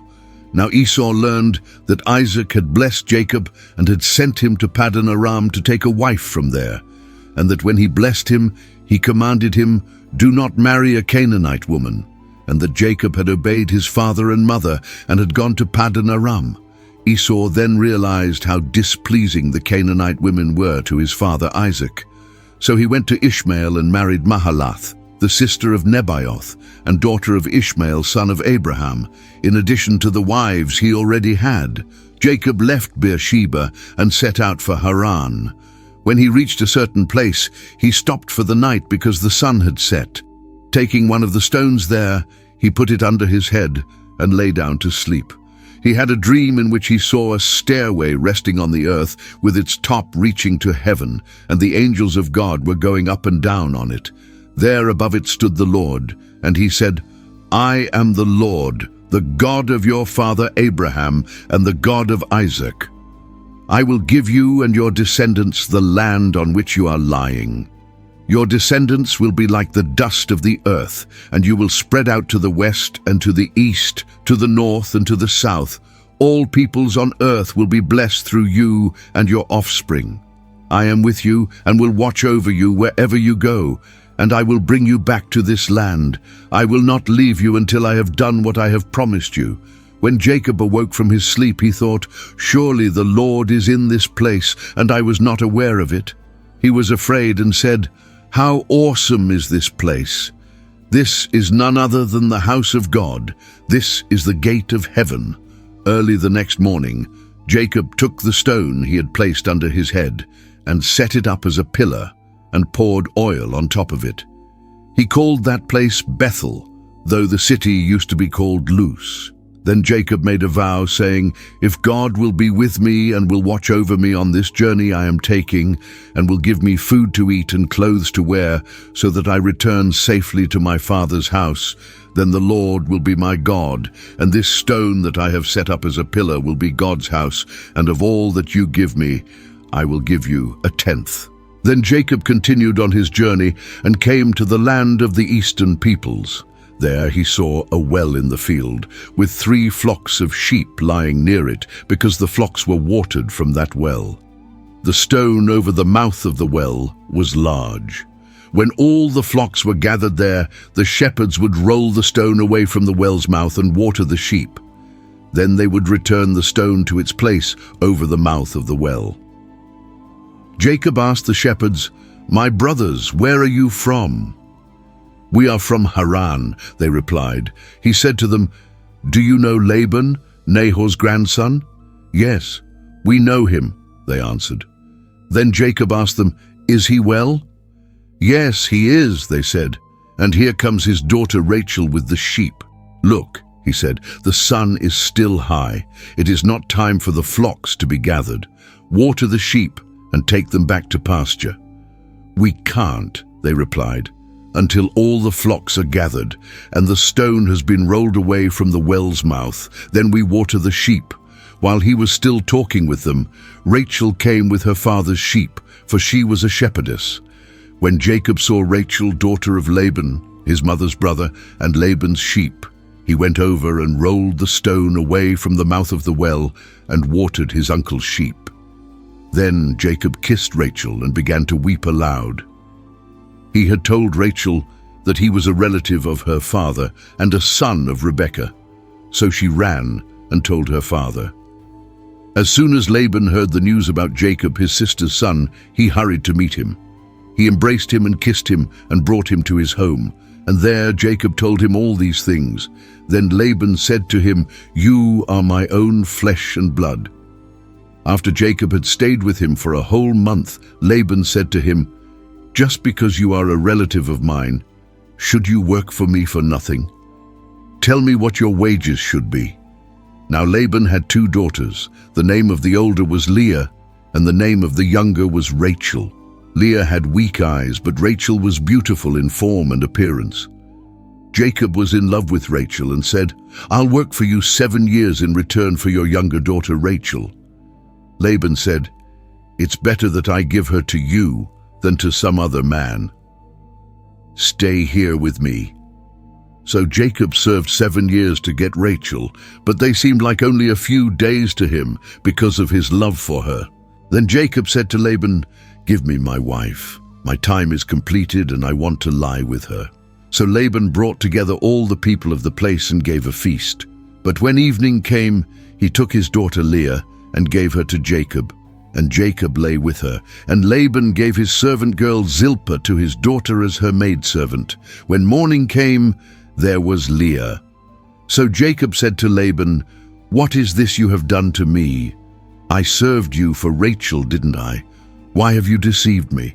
Laban replied, "It is not our custom here to give the younger daughter in marriage before the older one. Finish this daughter's bridal week, then we will give you the younger one also in return for another 7 years of work." And Jacob did so. He finished the week with Leah, and then Laban gave him his daughter Rachel to be his wife. Laban gave his servant girl Bilhah to his daughter Rachel as her maidservant. Jacob lay with Rachel also, and he loved Rachel more than Leah. And he worked for Laban another 7 years. When the Lord saw that Leah was not loved, he opened her womb, but Rachel was barren. Leah became pregnant and gave birth to a son. She named him Reuben, for she said, "It is because the Lord has seen my misery. Surely my husband will love me now." She conceived again, and when she gave birth to a son, she said, "Because the Lord heard that I am not loved, he gave me this one too." So she named him Simeon. Again she conceived, and when she gave birth to a son, she said, "Now at last my husband will become attached to me, because I have borne him 3 sons." So he was named Levi. She conceived again, and when she gave birth to a son, she said, "This time I will praise the Lord." So she named him Judah. Then she stopped having children. When Rachel saw that she was not bearing children for Jacob, she became jealous of her sister. So she said to Jacob, "Give me children or I'll die."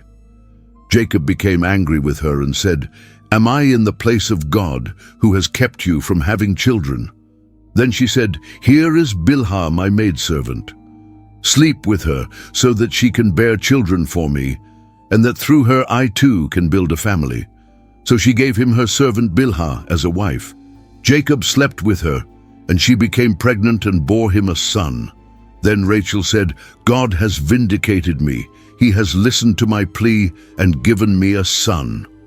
Because of this, she named him Dan. Rachel's servant Bilhah conceived again and bore Jacob a second son.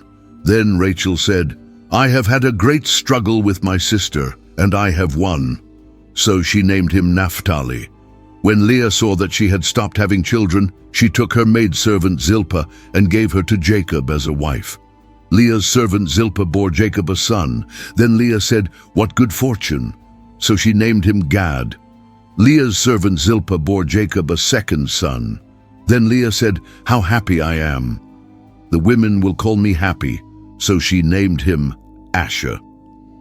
During the wheat harvest, Reuben went out into the fields and found some mandrake plants which he brought to his mother Leah. Rachel said to Leah, "Please give me some of your son's mandrakes." But she said to her, "Wasn't it enough that you took away my husband? Will you take my son's mandrakes too?" "Very well," Rachel said, "he can sleep with you tonight in return for your son's mandrakes." So when Jacob came in from the fields that evening, Leah went out to meet him. "You must sleep with me," she said. "I have hired you with my son's mandrakes." So he slept with her that night. God listened to Leah, and she became pregnant and bore Jacob a fifth son. Then Leah said, "God has rewarded me for giving my maidservant to my husband." So she named him Issachar. Leah conceived again and bore Jacob a sixth son. Then Leah said, "God has presented me with a precious gift. This time my husband will treat me with honor, because I have borne him 6 sons." So she named him Zebulun. Some time later she gave birth to a daughter and named her Dinah. Then God remembered Rachel. He listened to her and opened her womb. She became pregnant and gave birth to a son and said, "God has taken away my disgrace." She named him Joseph and said, "May the Lord add to me another son." After Rachel gave birth to Joseph, Jacob said to Laban, "Send me on my way so I can go back to my own homeland. Give me my wives and children for whom I have served you, and I will be on my way. You know how much work I've done for you." But Laban said to him, "If I have found favor in your eyes, please stay. I have learned by divination that the Lord has blessed me because of you." He added, "Name your wages, and I will pay them." Jacob said to him, "You know how I have worked for you, and how your livestock has fared under my care.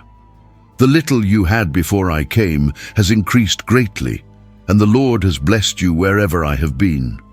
But now, when may I do something for my own household?" "What shall I give you?" he asked. "Don't give me anything," Jacob replied. "But if you will do this one thing for me, I will go on tending your flocks and watching over them. Let me go through all your flocks today and remove from them every speckled or spotted sheep, every dark-colored lamb, and every spotted or speckled goat. They will be my wages, and my honesty will testify for me in the future. Whenever you check on the wages you have paid me, any goat in my possession that is not speckled or spotted, or any lamb that is not dark-colored, will be considered stolen." "Agreed," said Laban. "Let it be as you have said." That same day he removed all the male goats that were streaked or spotted, and all the speckled or spotted female goats, all that had white on them, and all the dark-colored lambs, and he placed them in the care of his sons. Then he put a 3-day journey between himself and Jacob, while Jacob continued to tend the rest of Laban's flocks. Jacob, however, took fresh-cut branches from poplar, almond, and plane trees and made white stripes on them by peeling the bark and exposing the white inner wood of the branches. Then he placed the peeled branches in all the watering troughs, so that they would be directly in front of the flocks when they came to drink. When the flocks were in heat and came to drink, they mated in front of the branches, and they bore young that were streaked, speckled, or spotted. Jacob set apart the young of the flock by themselves, but made the rest face the streaked and dark-colored animals that belonged to Laban. Thus he made separate flocks for himself and did not put them with Laban's animals. Whenever the stronger females were in heat, Jacob would place the branches in the troughs in front of the animals so they would mate near the branches, but if the animals were weak, he would not place them there. So the weak animals went to Laban and the strong ones to Jacob. In this way the man grew exceedingly prosperous, and came to own large flocks, and maidservants and menservants, and camels and donkeys. Jacob heard that Laban's sons were saying, "Jacob has taken everything our father owned, and has gained all this wealth from what belonged to our father." And Jacob noticed that Laban's attitude toward him was not what it had been. Then the Lord said to Jacob, "Go back to the land of your fathers and to your relatives, and I will be with you." So Jacob sent word to Rachel and Leah to come out to the fields where his flocks were. He said to them, "I see that your father's attitude toward me is not what it was before, but the God of my father has been with me.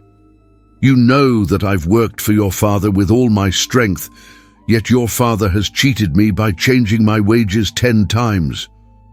However, God has not allowed him to harm me. If he said, 'The speckled ones will be your wages,' then all the flocks gave birth to speckled young. And if he said, 'The streaked ones will be your wages,' then all the flocks bore streaked young. So God has taken away your father's livestock and has given them to me. In breeding season I once had a dream in which I looked up and saw that the male goats mating with the flock were streaked, speckled, or spotted. The angel of God said to me in the dream, 'Jacob.' I answered, 'Here I am.' And he said, 'Look up and see that all the male goats mating with the flock are streaked, speckled, or spotted, for I have seen all that Laban has been doing to you. I am the God of Bethel, where you anointed a pillar and where you made a vow to me. Now leave this land at once and go back to your native land.' Then Rachel and Leah replied, 'Do we still have any share in the inheritance of our father's estate? Does he not regard us as foreigners?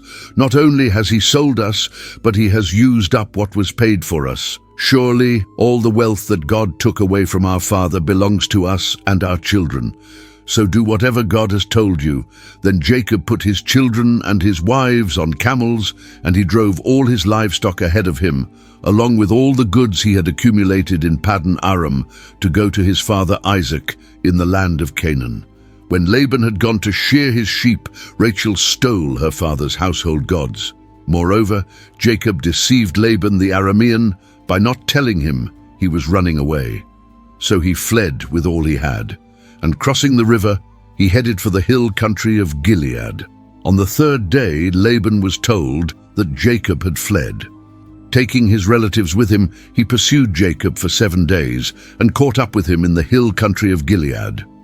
Then God came to Laban the Aramean in a dream at night and said to him, "Be careful not to say anything to Jacob, either good or bad."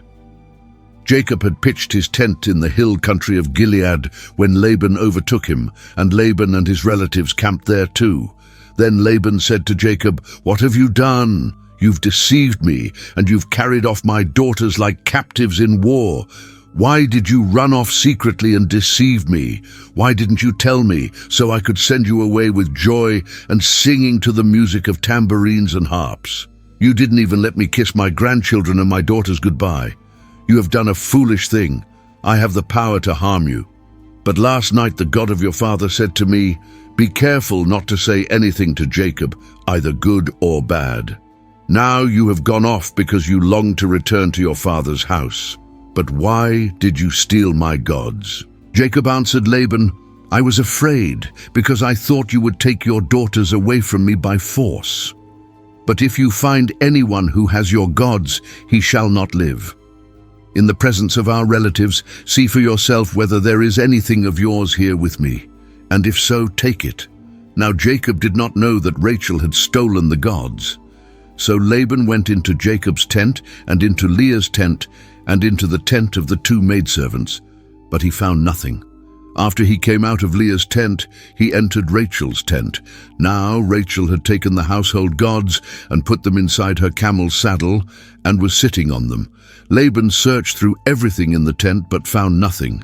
Rachel said to her father, "Don't be angry, my lord, that I cannot stand up in your presence. I'm having my monthly period." So he searched but could not find the household gods. Jacob was angry and took Laban to task.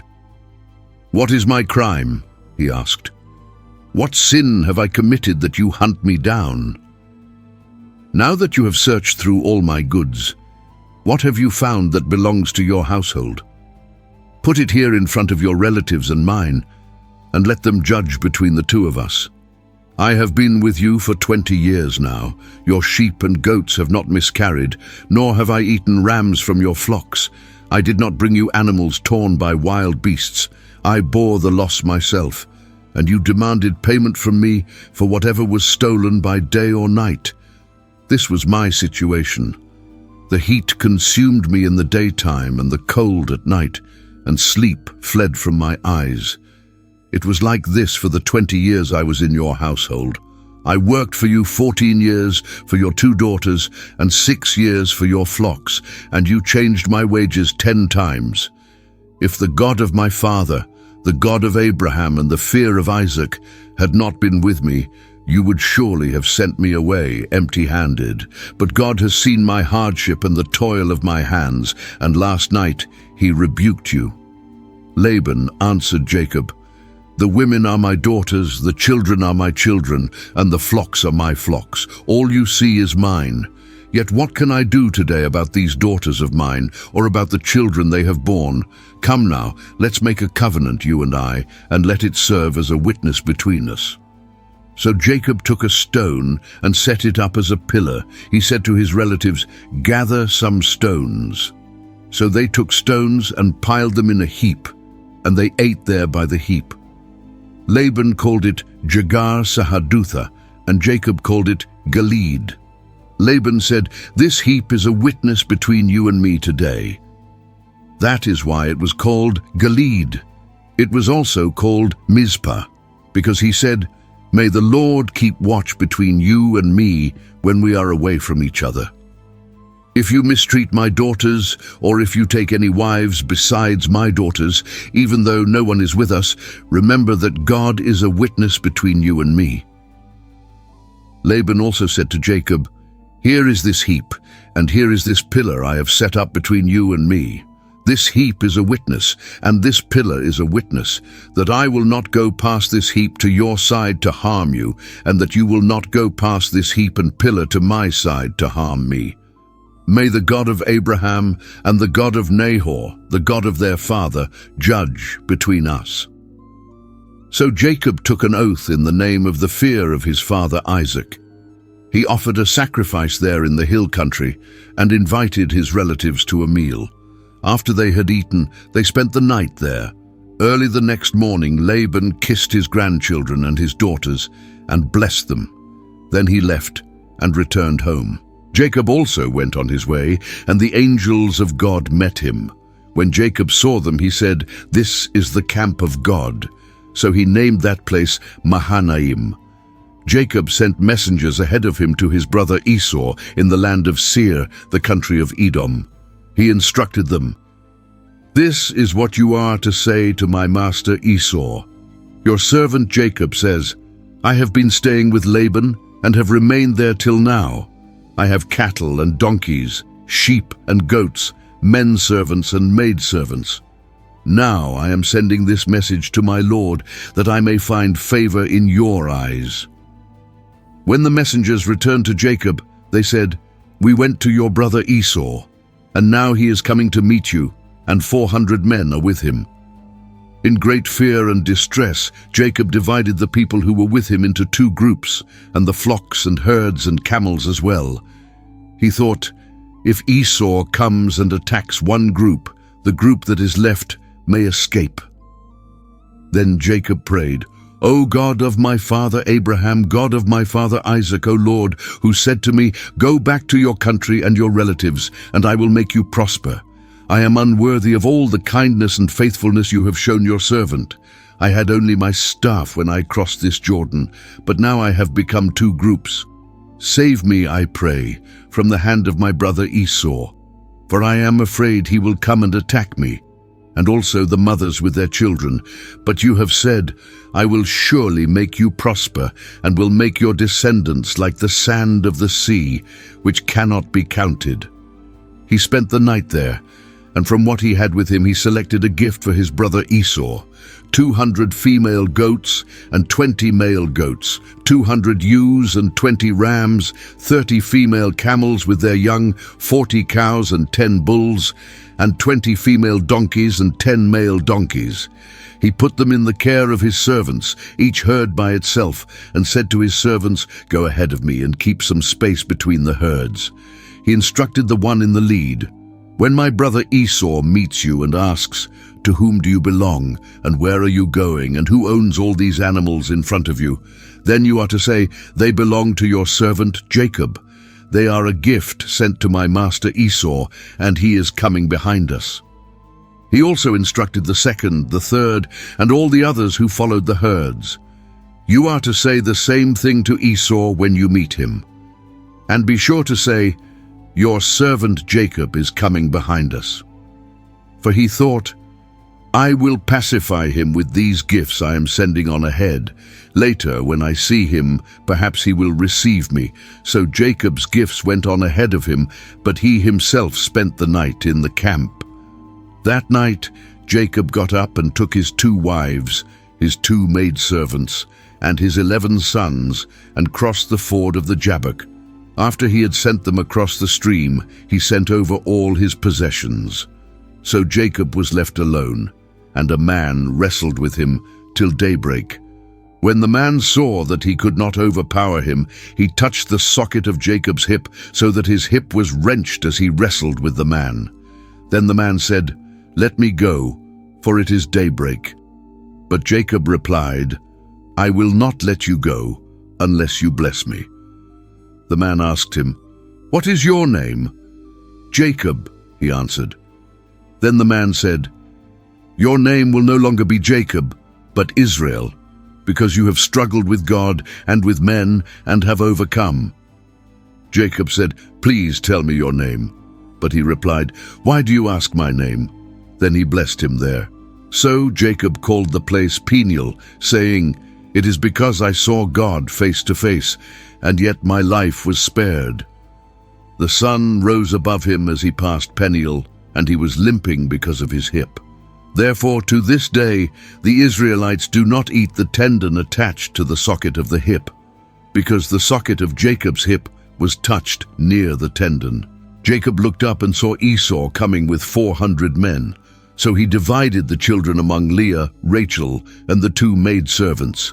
He put the maidservants and their children in front, Leah and her children next, and Rachel and Joseph in the rear. He himself went on ahead and bowed down to the ground 7 times as he approached his brother. But Esau ran to meet Jacob and embraced him. He threw his arms around his neck and kissed him, and they wept. Then Esau looked up and saw the women and children. "Who are these with you?" he asked. Jacob answered, "They are the children God has graciously given your servant." Then the maidservants and their children approached and bowed down. Next, Leah and her children came and bowed down. Last of all came Joseph and Rachel, and they too bowed down. Esau asked, "What do you mean by all these droves I met?" "To find favor in your eyes, my lord," Jacob said. But Esau said, "I already have plenty, my brother." "Keep what you have for yourself." "No, please," said Jacob. "If I have found favor in your eyes, accept this gift from me. For to see your face is like seeing the face of God, now that you have received me favorably. Please accept the present that was brought to you, for God has been gracious to me, and I have all I need." And because Jacob insisted, Esau accepted it. Then Esau said, "Let us be on our way.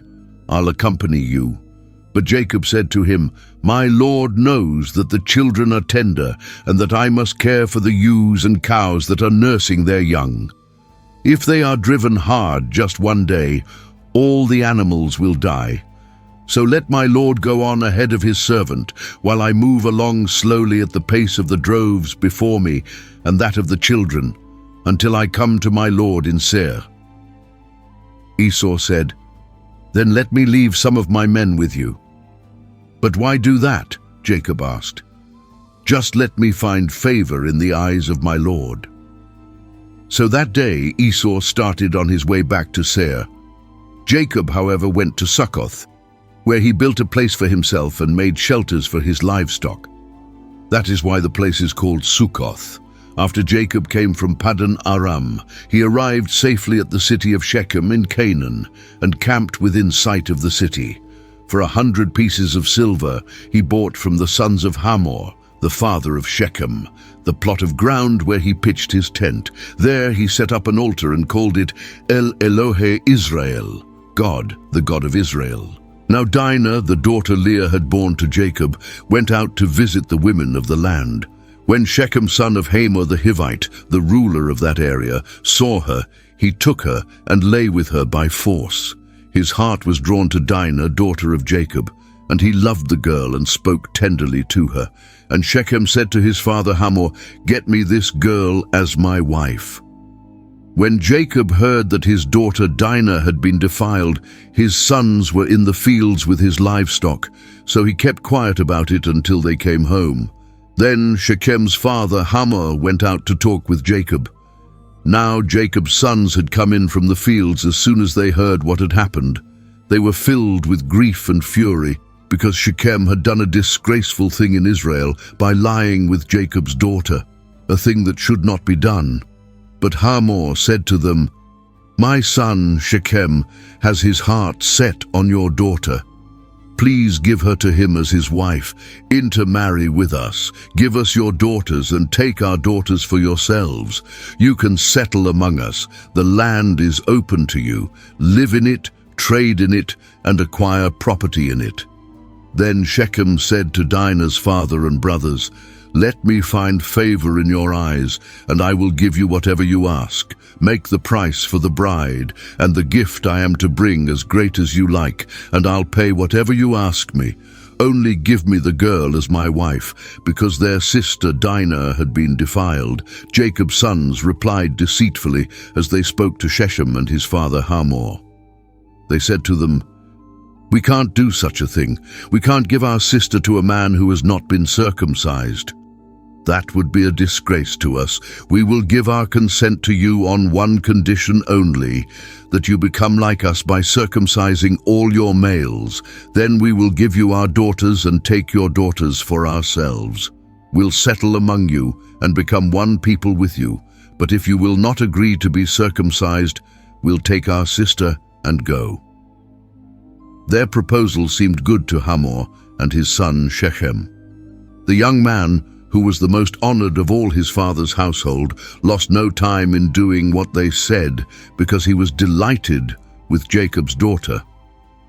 So Hamor and his son Shechem went to the gate of their city to speak to their fellow townsmen. "These men are friendly toward us," they said. "Let them live in our land and trade in it. The land has plenty of room for them. We can marry their daughters, and they can marry ours. But the men will agree to live with us as one people only on the condition that our males be circumcised, as they themselves are. Won't their livestock, their property, and all their animals become ours? So let us agree to their terms, and they will settle among us." All the men who went out of the city gate agreed with Hamor and his son Shechem, and every male in the city was circumcised. 3 days later, while all of them were still in pain, 2 of Jacob's sons, Simeon and Levi, Dinah's brothers, took their swords and attacked the unsuspecting city, killing every male. They put Hamor and his son Shechem to the sword and took Dinah from Shechem's house and left. The sons of Jacob came upon the dead bodies and looted the city where their sister had been defiled. They seized their flocks and herds and donkeys and everything else of theirs in the city and out in the fields. They carried off all their wealth and all their women and children, taking as plunder everything in the houses. Then Jacob said to Simeon and Levi, "You have brought trouble on me by making me a stench to the Canaanites and Perizzites, the people living in this land. We are few in number, and if they join forces against me and attack me, I and my household will be destroyed." But they replied, "Should he have treated our sister like a prostitute?" Then God said to Jacob, "Go up to Bethel and settle there, and build an altar there to God, who appeared to you when you were fleeing from your brother Esau." So Jacob said to his household and to all who were with him, "Get rid of the foreign gods you have with you, and purify yourselves and change your clothes. Then come, let us go up to Bethel, where I will build an altar to God, who answered me in the day of my distress, and who has been with me wherever I have gone."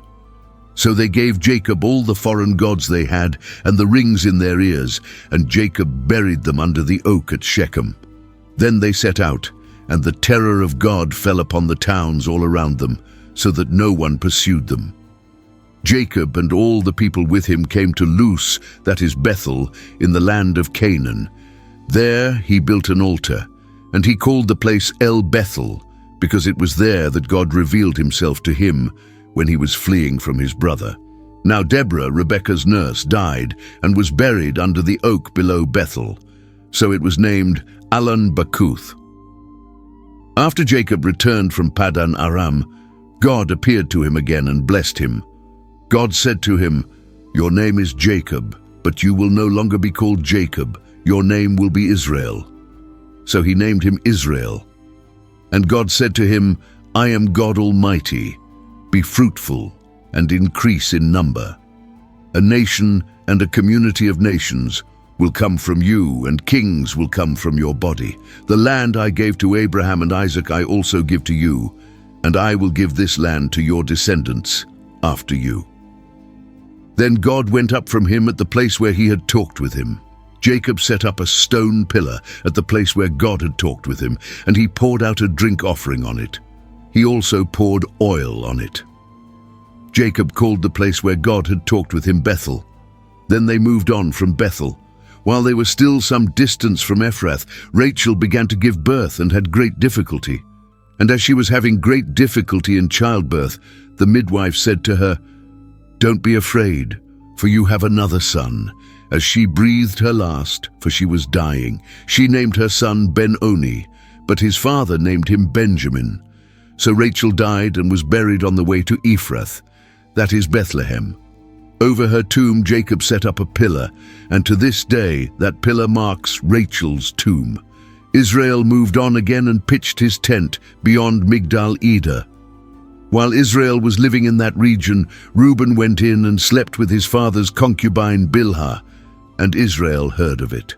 Jacob had 12 sons, the sons of Leah, Reuben the firstborn of Jacob, Simeon, Levi, Judah, Issachar, and Zebulun. The sons of Rachel, Joseph and Benjamin. The sons of Rachel's maidservant Bilhah, Dan and Naphtali. The sons of Leah's maidservant Zilpah, Gad and Asher. These were the sons of Jacob, who were born to him in Paddan Aram. Jacob came home to his father Isaac in Mamre, near Kiriath Arba, that is Hebron, where Abraham and Isaac had stayed. Isaac lived 180 years. Then he breathed his last and died and was gathered to his people, old and full of years. And his sons Esau and Jacob buried him. This is the account of Esau, that is Edom.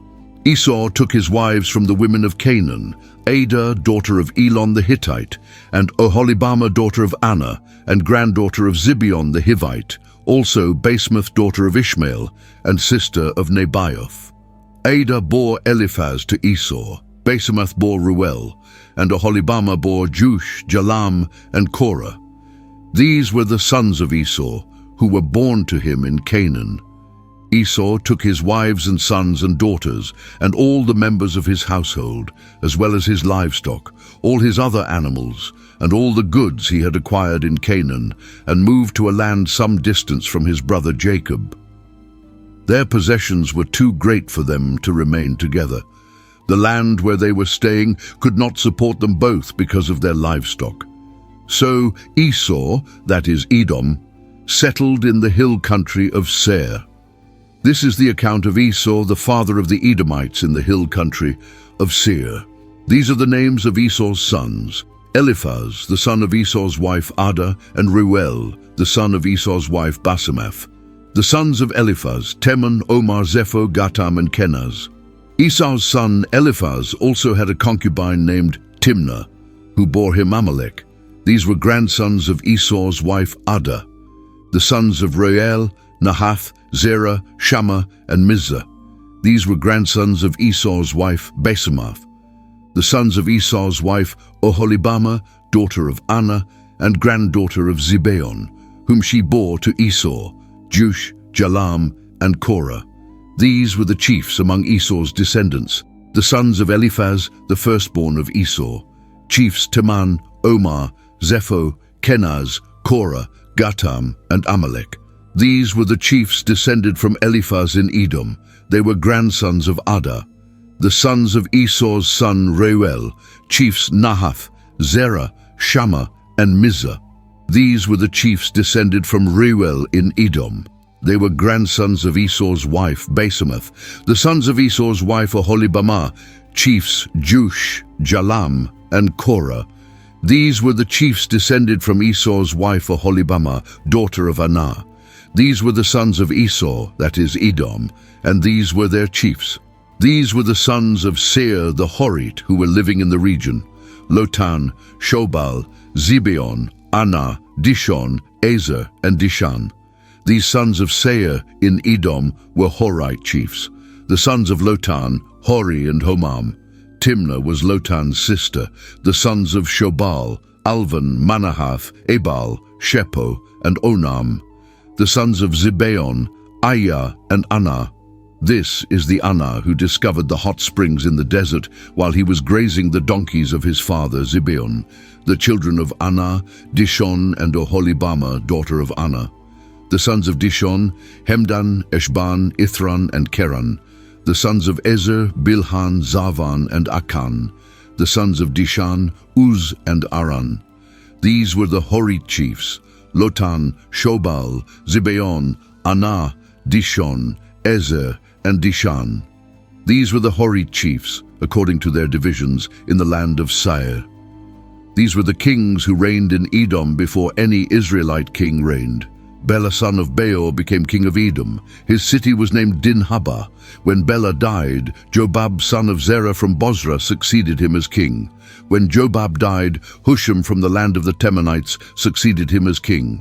When Husham died, Hadad son of Bedad, who defeated Midian in the country of Moab, succeeded him as king. His city was named Avith. When Hadad died, Samlah from Masrekah succeeded him as king. When Samlah died, Shaul from Rehoboth on the river succeeded him as king. When Shaul died, Baal-Hanan son of Akbor succeeded him as king. When Baal-Hanan son of Akbor died, Hadad succeeded him as king.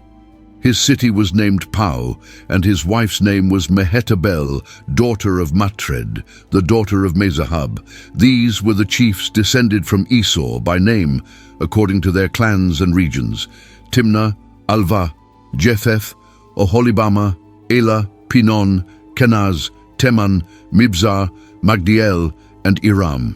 These were the chiefs of Edom according to their settlements in the land they occupied. This was Esau, the father of the Edomites. Jacob lived in the land where his father had stayed, the land of Canaan. This is the account of Jacob. Joseph, a young man of 17, was tending the flocks with his brothers, the sons of Bilhah and the sons of Zilpah, his father's wives, and he brought their father a bad report about them. Now Israel loved Joseph more than any of his other sons, because he had been born to him in his old age, and he made a richly ornamented robe for him. When his brothers saw that their father loved him more than any of them, they hated him and could not speak a kind word to him. Joseph had a dream, and when he told it to his brothers, they hated him all the more. He said to them, "Listen to this dream I had. We were binding sheaves of grain out in the field when suddenly my sheaf rose and stood upright, while your sheaves gathered around mine and bowed down to it." His brothers said to him, "Do you intend to reign over us? Will you actually rule us?"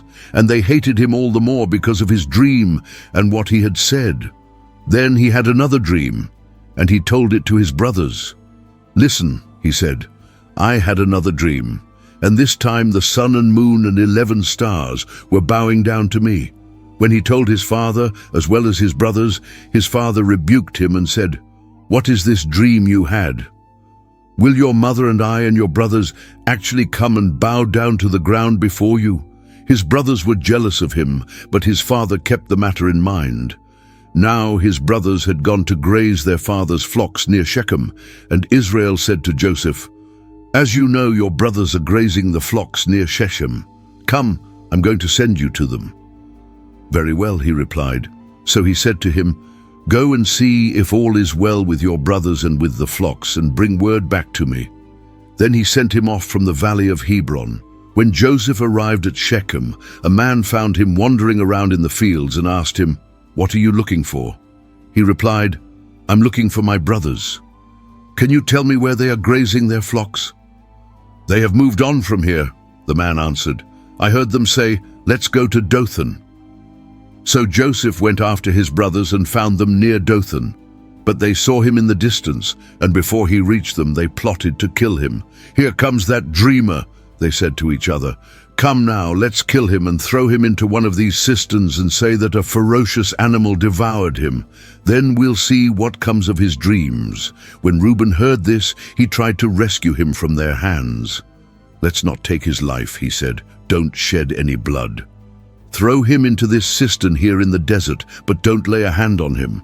Reuben said this to rescue him from them and take him back to his father.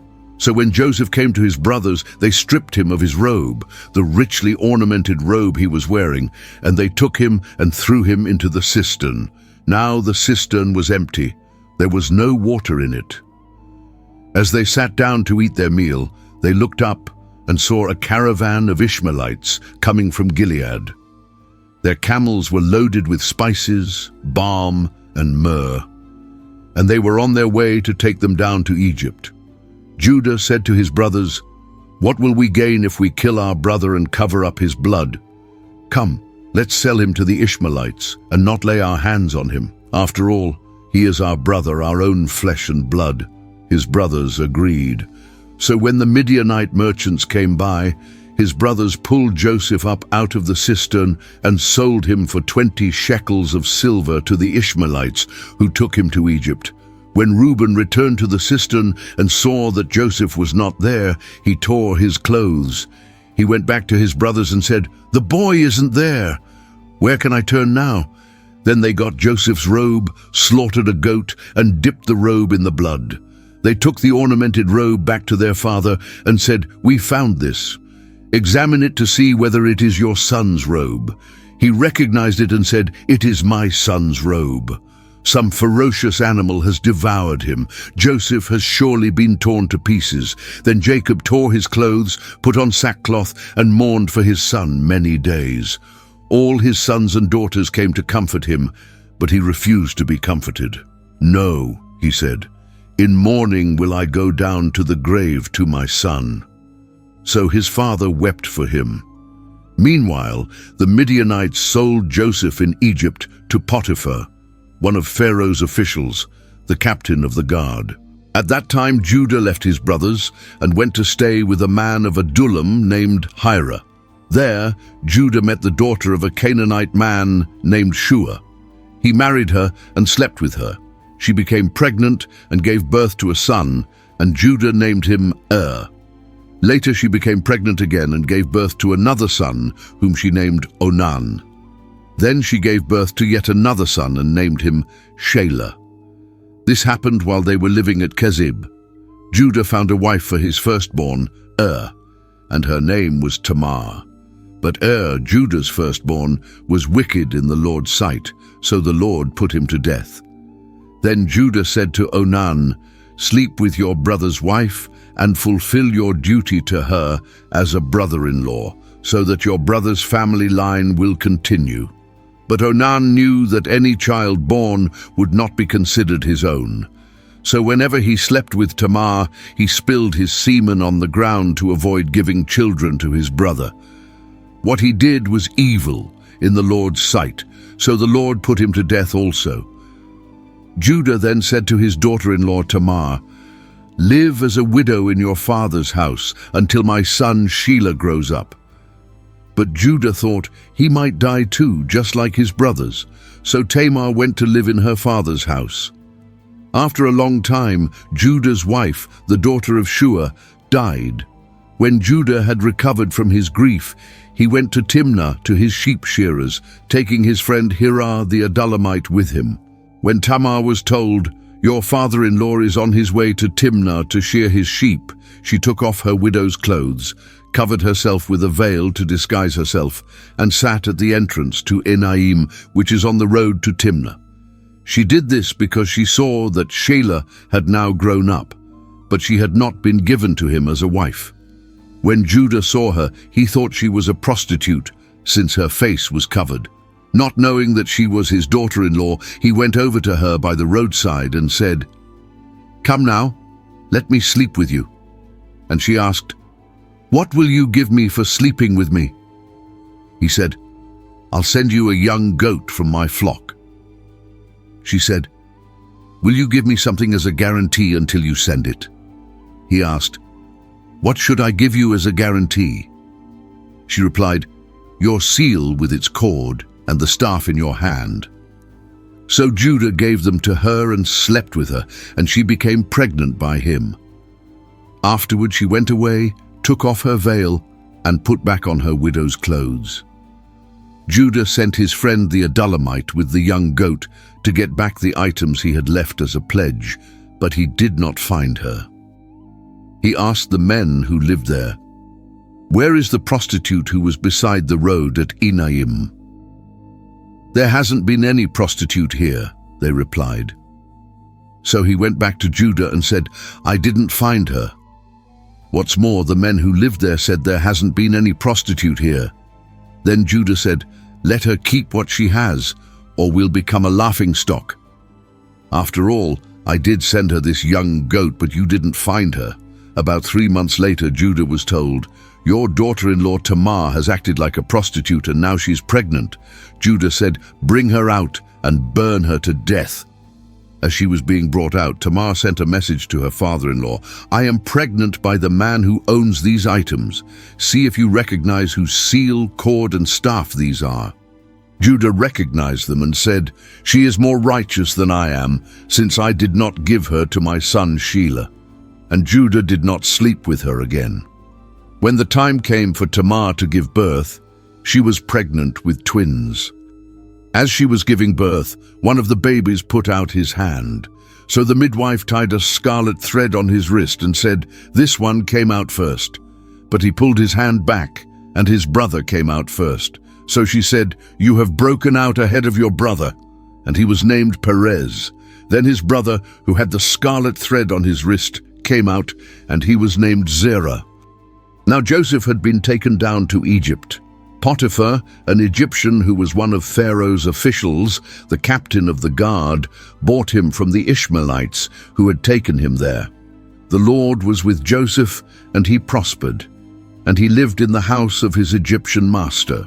When his master saw that the Lord was with him, and that the Lord gave him success in everything he did, Joseph found favor in his eyes and became his attendant. Potiphar put him in charge of his household, and he entrusted to his care everything he owned. From the time he put him in charge of his household and of all that he owned, the Lord blessed the household of the Egyptian because of Joseph. The blessing of the Lord was on everything Potiphar had, both in the house and in the field. So he left in Joseph's care everything he had. With Joseph in charge, he did not concern himself with anything except the food he ate. Now Joseph was well built and handsome, and after a while his master's wife took notice of Joseph and said, "Come to bed with me." But he refused. "With me in charge," he told her, "my master does not concern himself with anything in the house. Everything he owns he has entrusted to my care. No one is greater in this house than I am. My master has withheld nothing from me except you, because you are his wife. How then could I do such a wicked thing and sin against God?" And though she spoke to Joseph day after day, he refused to go to bed with her or even be with her. One day he went into the house to attend to his duties, and none of the household servants was inside. She caught him by his cloak and said, "Come to bed with me." But he left his cloak in her hand and ran out of the house. When she saw that he had left his cloak in her hand and had run out of the house, she called her household servants. "Look," she said to them, "this Hebrew has been brought to us to make fun of us. He came in here to sleep with me." But I screamed. When he heard me scream for help, he left his cloak beside me and ran out of the house. She kept his cloak beside her until his master came home. Then she told him this story. "That Hebrew slave you brought us came to me to make sport of me. But as soon as I screamed for help, he left his cloak beside me and ran out of the house." When his master heard the story, his wife told him, saying, "This is how your slave treated me." He burned with anger. Joseph's master took him and put him in prison, the place where the king's prisoners were confined. But while Joseph was there in prison, the Lord was with him. He showed him kindness and granted him favor in the eyes of the prison warden.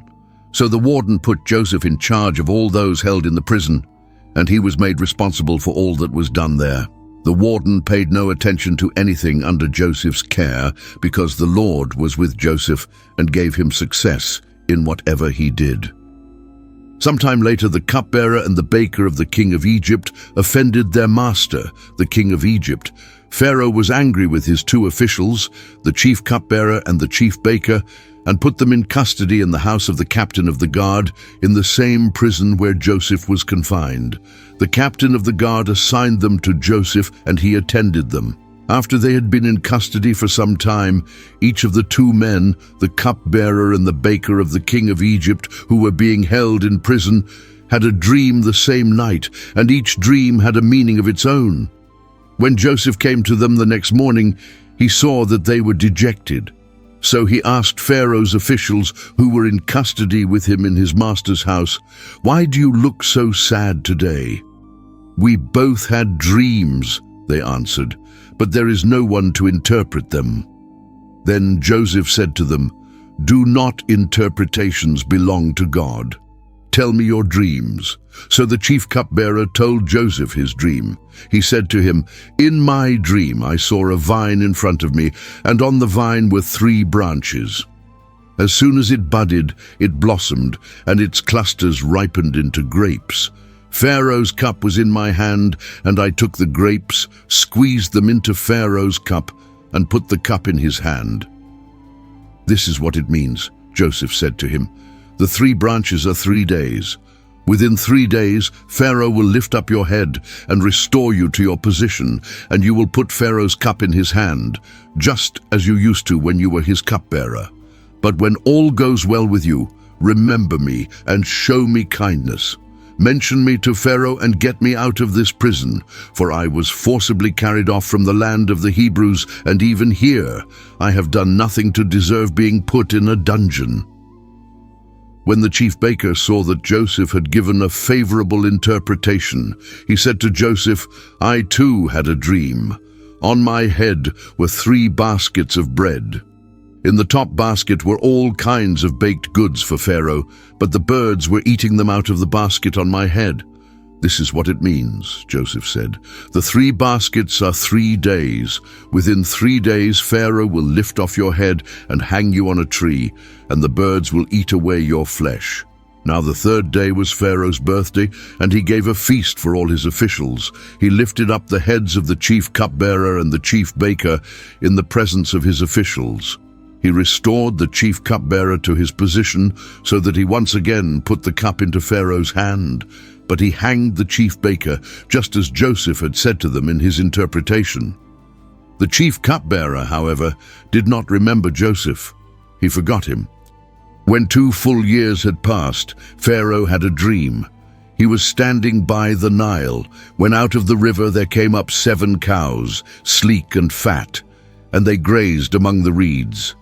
After them, 7 other cows, ugly and thin, came up out of the Nile and stood beside those on the riverbank. And the cows that were ugly and thin ate up the 7 sleek, fat cows. Then Pharaoh woke up.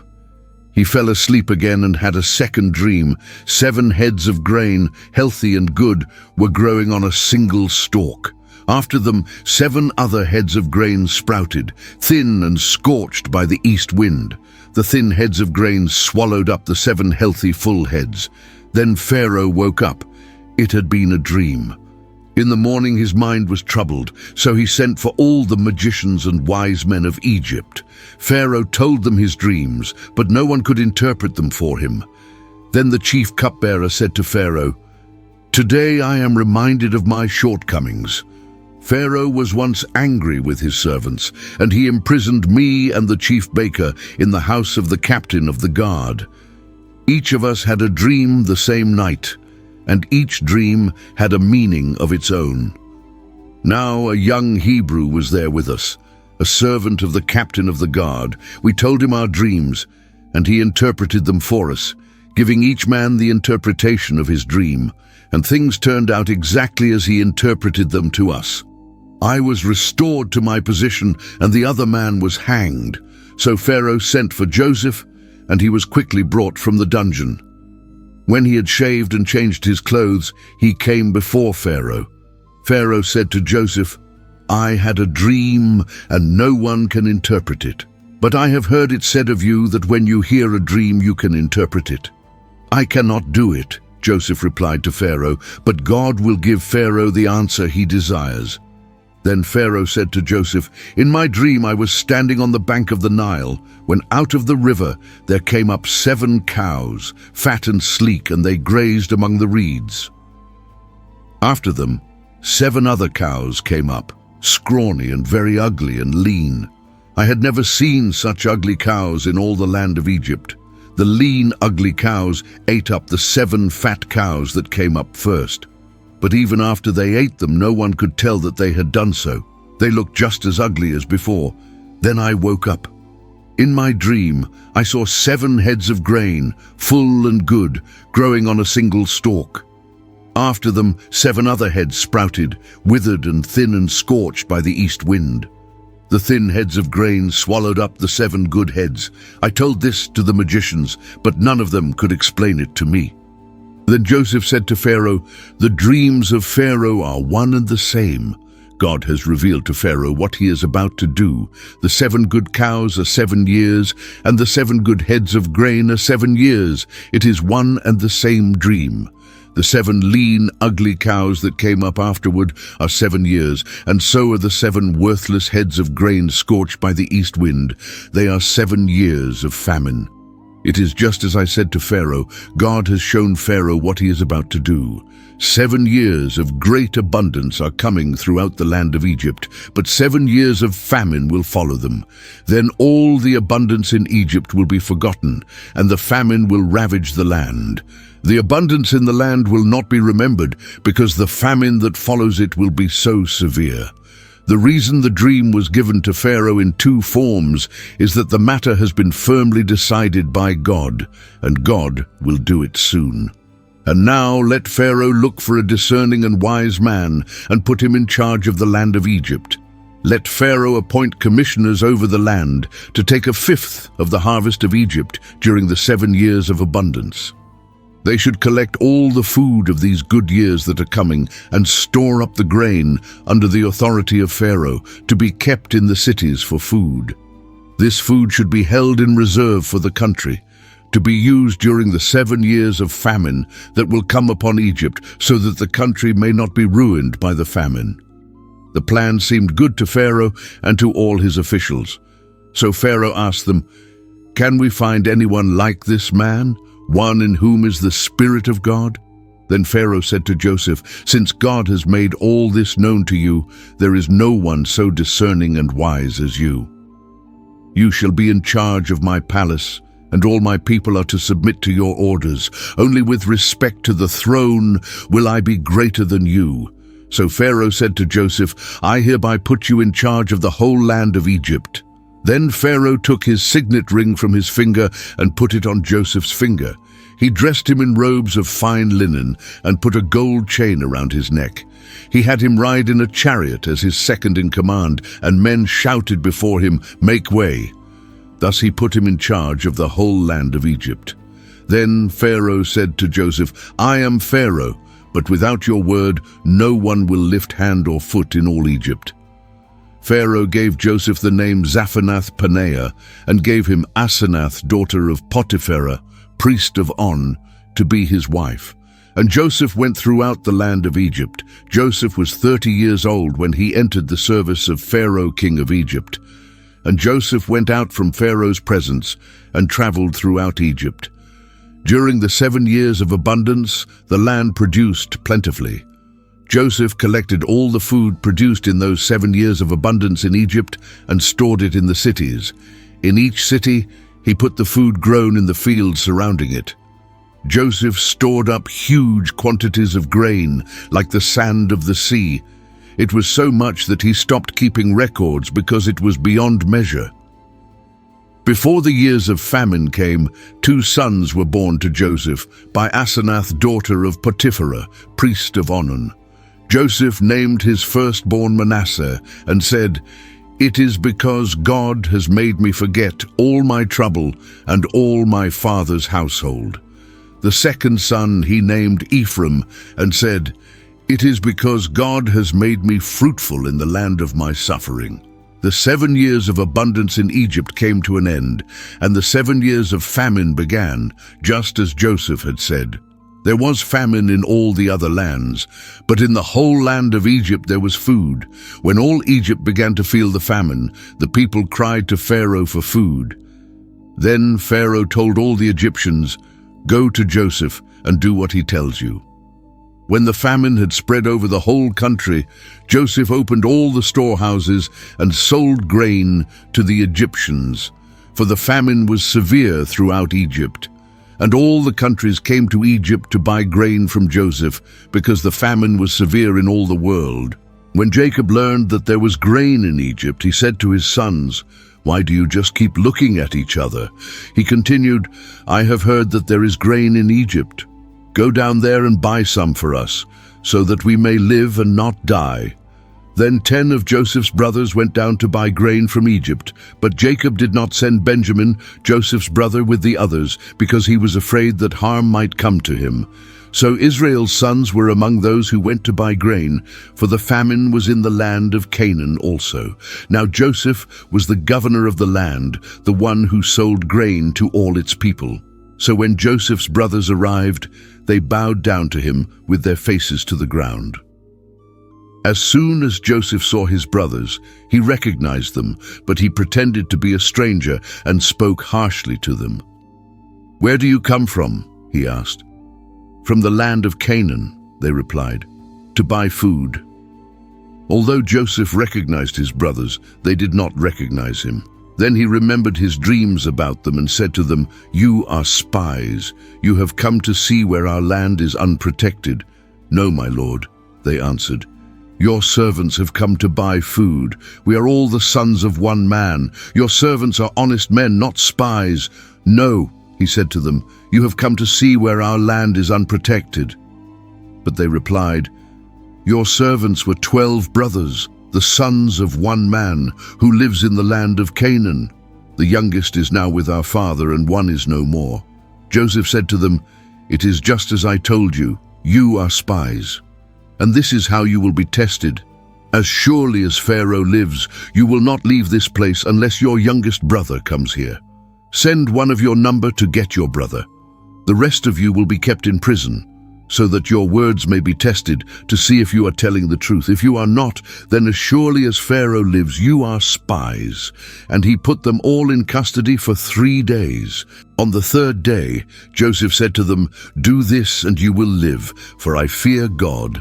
If you are honest men, let one of your brothers stay here in prison, while the rest of you go and take grain back for your starving households. But you must bring your youngest brother to me, so that your words may be verified and that you may not die." This they proceeded to do. They said to one another, "Surely we are being punished because of our brother. We saw how distressed he was when he pleaded with us for his life, but we would not listen. That's why this distress has come upon us." Reuben replied, "Didn't I tell you not to sin against the boy? But you wouldn't listen. Now we must give an account for his blood." They did not realize that Joseph could understand them since he was using an interpreter. He turned away from them and began to weep, but then came back and spoke to them again. He had Simeon taken from them and bound before their eyes. Joseph gave orders to fill their bags with grain, to put each man's silver back in his sack, and to give them provisions for their journey. After this was done for them, they loaded their grain on their donkeys and left. At the place where they stopped for the night, one of them opened his sack to get feed for his donkey, and he saw his silver in the mouth of his sack. "My silver has been returned," he said to his brothers. "Here it is in my sack." Their hearts sank, and they turned to each other, trembling, and said, "What is this that God has done to us?" When they came to their father Jacob in the land of Canaan, they told him all that had happened to them. They said, "The man who is Lord over the land spoke harshly to us and treated us as though we were spying on the land." But we said to him, "We are honest men, we are not spies. We were 12 brothers, sons of one father. One is no more, and the youngest is now with our father in Canaan." Then the man who is Lord over the land said to us, "This is how I will know whether you are honest men. Leave one of your brothers here with me, and take food for your starving households and go. But bring your youngest brother to me, so I will know that you are not spies, but honest men. Then I will give your brother back to you, and you can trade in the land." As they were emptying their sacks, there in each man's sack was his pouch of silver. When they and their father saw the money pouches, they were frightened. Their father Jacob said to them, "You have deprived me of my children. Joseph is no more, and Simeon is no more, and now you want to take Benjamin. Everything is against me." Then Reuben said to his father, "You may put both of my sons to death if I do not bring him back to you. Entrust him to my care, and I will bring him back." But Jacob said, "My son will not go down there with you. His brother is dead, and he is the only one left. If harm comes to him on the journey you are taking, you will bring my gray head down to the grave in sorrow." Now the famine was still severe in the land. So when they had eaten all the grain they had brought from Egypt, their father said to them, "Go back and buy us a little more food." But Judah said to him, "The man warned us solemnly, 'You will not see me again unless your brother is with you. If you will send our brother with us, we will go down and buy food for you. But if you will not send him, we will not go down, because the man said to us, "You will not see me again unless your brother is with you." Israel asked, "Why did you bring this trouble on me by telling the man you had another brother?" They replied, "The man questioned us closely about ourselves and our family." "Is your father still living?" he asked us. "Do you have another brother?" We simply answered his questions. How were we to know? He would say, "Bring your brother down here." Then Judah said to Israel his father, "Send the boy along with me, and we will go at once, so that we and you and our children may live and not die. I myself will guarantee his safety. You can hold me personally responsible for him. If I do not bring him back to you and set him here before you, I will bear the blame before you all my life. As it is, if we had not delayed, we could have gone and returned twice." Then their father Israel said to them, "If it must be, then do this. Put some of the best products of the land in your bags and take them down to the man as a gift. A little balm and a little honey, some spices and myrrh, some pistachio nuts and almonds. Take double the amount of silver with you, for you must return the silver that was put back into the mouths of your sacks. Perhaps it was a mistake. Take your brother also and go back to the man at once, and may God Almighty grant you mercy before the man, so that he will let your other brother and Benjamin come back with you. As for me, if I am bereaved, I am bereaved." So the men took the gifts and double the amount of silver, and Benjamin also. They hurried down to Egypt and presented themselves to Joseph. When Joseph saw Benjamin with them, he said to the steward of his house, "Take these men to my house, slaughter an animal and prepare a meal. They are to eat with me at noon." The man did as Joseph told him and took the men to Joseph's house. Now the men were frightened when they were taken to his house. They thought, we were brought here because of the silver that was put back into our sacks the first time. He wants to attack us and overpower us and seize us as slaves and take our donkeys. So they went up to Joseph's steward and spoke to him at the entrance to the house. We beg your pardon, our lord, they said. We came down here the first time to buy food. But at the place where we stopped for the night, we opened our sacks, and each of us found his silver, the exact weight, in the mouth of his sack. So we have brought it back with us. We have also brought additional silver with us to buy food. We don't know who put our silver in our sacks. It's all right, he said. Don't be afraid. Your God, the God of your father, has given you treasure in your sacks. I received your silver. Then he brought Simeon out to them. The steward took the men into Joseph's house, gave them water to wash their feet, and provided fodder for their donkeys. They prepared their gifts for Joseph's arrival at noon, because they had heard that they were to eat there. When Joseph came home, they presented to him the gifts they had brought into the house, and they bowed down before him to the ground. He asked them how they were, and then he said, "How is your aged father you told me about? Is he still living?" They replied, "Your servant our father is still alive and well." And they bowed low to pay him honor. As he looked about and saw his brother Benjamin, his own mother's son, he asked, "Is this your youngest brother, the one you told me about?" And he said, "God be gracious to you, my son." Deeply moved at the sight of his brother, Joseph hurried out and looked for a place to weep. He went into his private room and wept there. After he had washed his face, he came out and, controlling himself, said, "Serve the food." They served him by himself, the brothers by themselves, and the Egyptians who ate with him by themselves, because Egyptians could not eat with Hebrews, for that is detestable to Egyptians. The brothers were seated before him in the order of their ages, from the firstborn to the youngest, and they looked at each other in astonishment. When portions were served to them from Joseph's table, Benjamin's portion was 5 times as much as anyone else's. So they feasted and drank freely with him.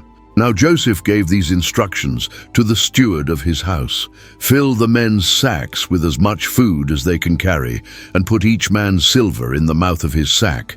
Then put my cup, the silver one, in the mouth of the youngest one's sack, along with the silver for his grain." And he did as Joseph said. As morning dawned, the men were sent on their way with their donkeys. They had not gone far from the city when Joseph said to his steward, "Go after those men at once, and when you catch up with them, say to them, 'Why have you repaid good with evil? Isn't this the cup my master drinks from and also uses for divination? This is a wicked thing you have done.'" When he caught up with them, he repeated these words to them, but they said to him, "Why does my lord say such things?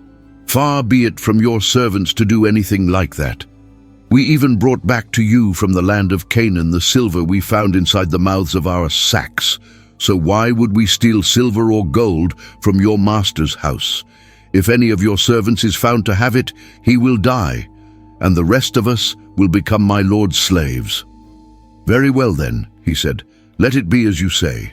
Whoever is found to have it will become my slave. The rest of you will be free from blame." Each of them quickly lowered his sack to the ground and opened it. Then the steward proceeded to search, beginning with the oldest and ending with the youngest. And the cup was found in Benjamin's sack. At this, they tore their clothes. Then they all loaded their donkeys and returned to the city. Joseph was still in the house when Judah and his brothers came in, and they threw themselves to the ground before him. Joseph said to them, "What is this you have done? Don't you know that a man like me can find things out by divination?" "What can we say to my lord?" Judah replied. "What can we say? How can we prove our innocence? God has uncovered your servant's guilt. We are now my lord's slaves, we ourselves and the one who was found to have the cup." But Joseph said, "Far be it from me to do such a thing. Only the man who was found to have the cup will become my slave. The rest of you go back to your father in peace." Then Judah went up to him and said, Please, my lord, let your servant speak a word to my lord. Do not be angry with your servant, though you are equal to Pharaoh himself." My lord asked his servants, "Do you have a father or a brother?" And we answered, "We have an aged father, and there is a young son born to him in his old age. His brother is dead, and he is the only one of his mother's sons left, and his father loves him." Then you said to your servants, "Bring him down to me so I can see him for myself." And we said to my lord, "The boy cannot leave his father. If he leaves him, his father will die." But you told your servants, "Unless your youngest brother comes down with you, you will not see my face again." When we went back to your servant, my father, we told him what my lord had said. Then our father said, "Go back and buy a little more food." But we said, "We cannot go down. Only if our youngest brother is with us will we go. We cannot see the man's face unless our youngest brother is with us." Your servant, my father, said to us, "You know that my wife bore me 2 sons. One of them went away from me, and I said, 'He has surely been torn to pieces,' and I have not seen him since. If you take this one from me too, and harm comes to him, you will bring my gray head down to the grave in misery. So now, if the boy is not with us when I go back to your servant my father, and if my father, whose life is closely bound up with the boy's life, sees that the boy isn't there, he will die. Your servants will bring the gray head of our father down to the grave in sorrow. Your servant guaranteed the boy's safety to my father. I said, 'If I do not bring him back to you, I will bear the blame before you, my father, all my life. Now then, please let your servant remain here as my lord's slave in place of the boy, and let the boy return with his brothers. How can I go back to my father if the boy is not with me? No, do not let me see the misery that would come upon my father.' Then Joseph could no longer control himself before all his attendants, and he cried out, 'Have everyone leave my presence.' So there was no one with Joseph when he made himself known to his brothers. And he wept so loudly that the Egyptians heard him, and Pharaoh's household heard about it. Joseph said to his brothers, 'I am Joseph. Is my father still alive?' But his brothers were not able to answer him because they were terrified at his presence. Then Joseph said to his brothers, 'Come close to me.' When they had done so, he said, 'I am your brother Joseph, the one you sold into Egypt. And now do not be distressed, and do not be angry with yourselves for selling me here, because it was to save lives that God sent me ahead of you. For 2 years now there has been famine in the land, and for the next 5 years there will be no plowing and reaping. But God sent me ahead of you to preserve for you a remnant on earth, and to save your lives by a great deliverance. So then, it was not you who sent me here, but God. He made me father to Pharaoh, lord of his entire household and ruler of all Egypt. Now hurry back to my father and say to him, 'This is what your son Joseph says. God has made me lord of all Egypt. Come down to me, don't delay. You shall live in the region of Goshen and be near me, you, your children and grandchildren, your flocks and herds and all you have. I will provide for you there, because 5 years of famine are still to come. Otherwise you and your household and all who belong to you will become destitute. You can see for yourselves, and so can my brother Benjamin, that it is really I who am speaking to you. Tell my father about all the honor accorded me in Egypt and about everything you have seen, and bring my father down here quickly.' Then he threw his arms around his brother Benjamin and wept, and Benjamin embraced him weeping. And he kissed all his brothers and wept over them. Afterward his brothers talked with him. When the news reached Pharaoh's palace that Joseph's brothers had come, Pharaoh and all his officials were pleased. Pharaoh said to Joseph, 'Tell your brothers, do this, load your animals and return to the land of Canaan, and bring your father and your families back to me. I will give you the best of the land of Egypt, and you can enjoy the fat of the land.' You are also directed to tell them, 'Do this. Take some carts from Egypt for your children and your wives, and get your father and come. Never mind about your belongings, because the best of all Egypt will be yours.' So the sons of Israel did this. Joseph gave them carts, as Pharaoh had commanded, and he also gave them provisions for their journey. To each of them he gave new clothing, but to Benjamin he gave 300 shekels of silver and 5 sets of clothes. And this is what he sent to his father: 10 donkeys loaded with the best things of Egypt, and 10 female donkeys loaded with grain and bread and other provisions for his journey. Then he sent his brothers away, and as they were leaving he said to them, "Don't quarrel on the way." So they went up out of Egypt and came to their father Jacob in the land of Canaan. They told him, "Joseph is still alive. In fact, he is ruler of all Egypt." Jacob was stunned. He did not believe them. But when they told him everything Joseph had said to them, and when he saw the carts Joseph had sent to carry him back, the spirit of their father Jacob revived, and Israel said, "I'm convinced my son Joseph is still alive. I will go and see him before I die." So Israel, Jacob, set out with all that was his, and when he reached Beersheba, he offered sacrifices to the God of his father Isaac. And God spoke to Israel in a vision at night and said, "Jacob, Jacob." "Here I am," he replied. "I am God, the God of your father," he said. "Do not be afraid to go down to Egypt, for I will make you into a great nation there. I will go down to Egypt with you, and I will surely bring you back again, and Joseph's own hand will close your eyes." Then Jacob left Beersheba, and Israel's sons took their father Jacob and their children and their wives in the carts that Pharaoh had sent to transport him.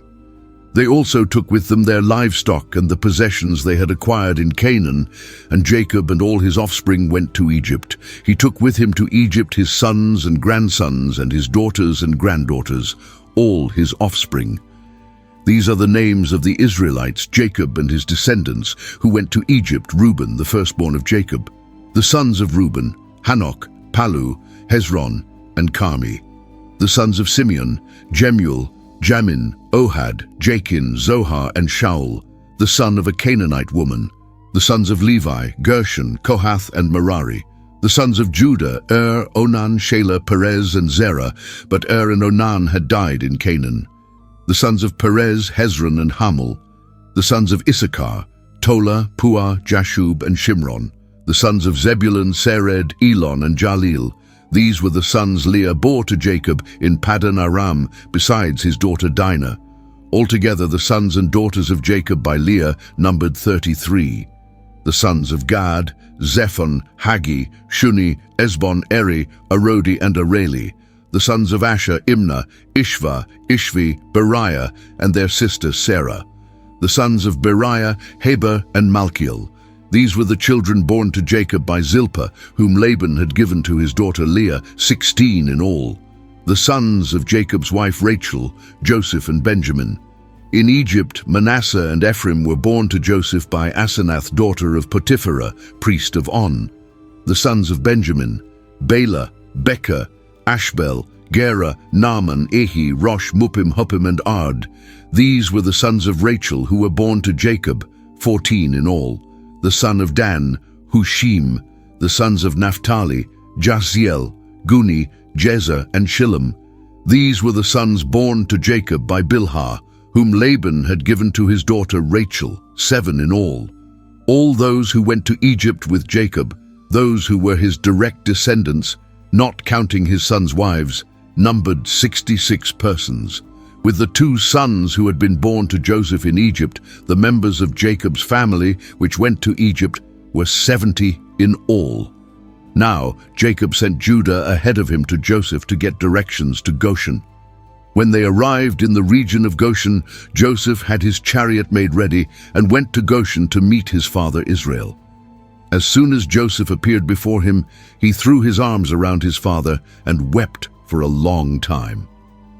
Israel said to Joseph, "Now I am ready to die, since I have seen for myself that you are still alive." Then Joseph said to his brothers and to his father's household, "I will go up and speak to Pharaoh and will say to him, 'My brothers and my father's household, who were living in the land of Canaan, have come to me. The men are shepherds. They tend livestock, and they have brought along their flocks and herds and everything they own.'" When Pharaoh calls you in and asks, "What is your occupation?" you should answer, "Your servants have tended livestock from our boyhood on, just as our fathers did." Then you will be allowed to settle in the region of Goshen, for all shepherds are detestable to the Egyptians. Joseph went and told Pharaoh, "My father and brothers, with their flocks and herds and everything they own, have come from the land of Canaan and are now in Goshen." He chose 5 of his brothers and presented them before Pharaoh. Pharaoh asked the brothers, "What is your occupation?" They replied to Pharaoh, "Your servants are shepherds, just as our fathers were." They also said to him, "We have come to live here a while, because the famine is severe in Canaan, and your servants' flocks have no pasture. So now please let your servants settle in Goshen." Pharaoh said to Joseph, "Your father and your brothers have come to you, and the land of Egypt is before you. Settle your father and your brothers in the best part of the land. Let them live in Goshen, and if you know of any among them with special ability, put them in charge of my own livestock." Then Joseph brought his father Jacob in and presented him before Pharaoh. After Jacob blessed Pharaoh, Pharaoh asked him, "How old are you?" And Jacob said to Pharaoh, "The years of my pilgrimage are 130. My years have been few and difficult, and they do not equal the years of the pilgrimage of my fathers." Then Jacob blessed Pharaoh again and went out from his presence. So Joseph settled his father and his brothers in Egypt and gave them property in the best part of the land, the district of Ramesses, as Pharaoh directed. Joseph also provided his father and his brothers and all his father's household with food, according to the number of their children. There was no food in the whole region because the famine was severe. Both Egypt and Canaan wasted away because of the famine. Joseph collected all the money that was to be found in Egypt and Canaan in payment for the grain they were buying, and he brought it to Pharaoh's palace. When the money of the people of Egypt and Canaan was gone, all Egypt came to Joseph and said, "Give us food. Why should we die before your eyes? Our money is all gone." "Then bring your livestock," said Joseph. "I will sell you food in exchange for your livestock, since your money is gone." So they brought their livestock to Joseph, and he gave them food in exchange for their horses, their sheep and goats, their cattle and donkeys. And he brought them through that year with food in exchange for all their livestock. When that year was over, they came to him the following year and said, "We cannot hide from our Lord the fact that since our money is gone and our livestock belongs to you, there is nothing left for our Lord except our bodies and our land.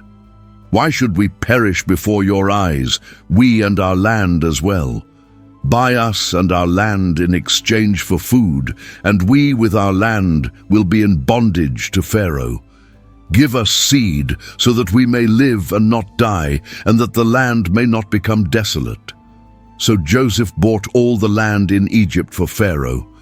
The Egyptians, one and all, sold their fields because the famine was too severe for them. The land became Pharaoh's, and Joseph reduced the people to servitude from one end of Egypt to the other. However, he did not buy the land of the priests because they received a regular allotment from Pharaoh and had food enough from the allotment Pharaoh gave them. That is why they did not sell their land. Joseph said to the people, "Now that I have bought you and your land today for Pharaoh, here is seed for you so you can plant the ground. But when the crop comes in, give 1/5 of it to Pharaoh. The other 4/5 you may keep as seed for the fields and as food for yourselves and your households and your children." "You have saved our lives," they said. "May we find favor in the eyes of our Lord. We will be in bondage to Pharaoh." So Joseph established it as a law concerning land in Egypt, still in force today, that 1/5 of the produce belongs to Pharaoh. It was only the land of the priests that did not become Pharaoh's. Now the Israelites settled in Egypt in the region of Goshen. They acquired property there and were fruitful and increased greatly in number. Jacob lived in Egypt 17 years, and the years of his life were 147. When the time drew near for Israel to die, he called for his son Joseph and said to him, "If I have found favor in your eyes, put your hand under my thigh and promise that you will show me kindness and faithfulness. Do not bury me in Egypt, but when I rest with my fathers, carry me out of Egypt and bury me where they are buried." "I will do as you say," Joseph said. "Swear to me," he said.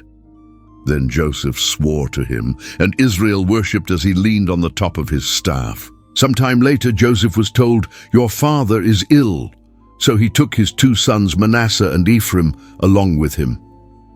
When Jacob was told, "Your son Joseph has come to you," Israel rallied his strength and sat up on the bed. Jacob said to Joseph, "God Almighty appeared to me at Luz in the land of Canaan, and there he blessed me and said to me, 'I am going to make you fruitful and increase your numbers. I will make you a community of peoples, and I will give this land as an everlasting possession to your descendants after you. Now then, your 2 sons born to you in Egypt before I came to you here will be reckoned as mine. Ephraim and Manasseh will be mine, just as Reuben and Simeon are mine. Any children born to you after them will be yours. In the territory they inherit, they will be counted under the names of their brothers.' As I was returning from Paddan, to my sorrow, Rachel died in the land of Canaan while we were still on the way, a little distance from Ephrath. So I buried her there beside the road to Ephrath, that is, Bethlehem. When Israel saw the sons of Joseph, he asked, 'Who are these?' 'They are the sons God has given me here,' Joseph said to his father. Then Israel said, 'Bring them to me so I may bless them.' Now Israel's eyes were failing because of old age, and he could hardly see. So Joseph brought his sons close to him, and his father kissed them and embraced them. Israel said to Joseph, 'I never expected to see your face again, and now God has allowed me to see your children too.' Then Joseph removed them from Israel's knees and bowed down with his face to the ground. And Joseph took both of them, Ephraim on his right toward Israel's left hand, and Manasseh on his left toward Israel's right hand, and brought them close to him. But Israel reached out his right hand and put it on Ephraim's head, though he was the younger. And crossing his arms, he put his left hand on Manasseh's head, even though Manasseh was the firstborn.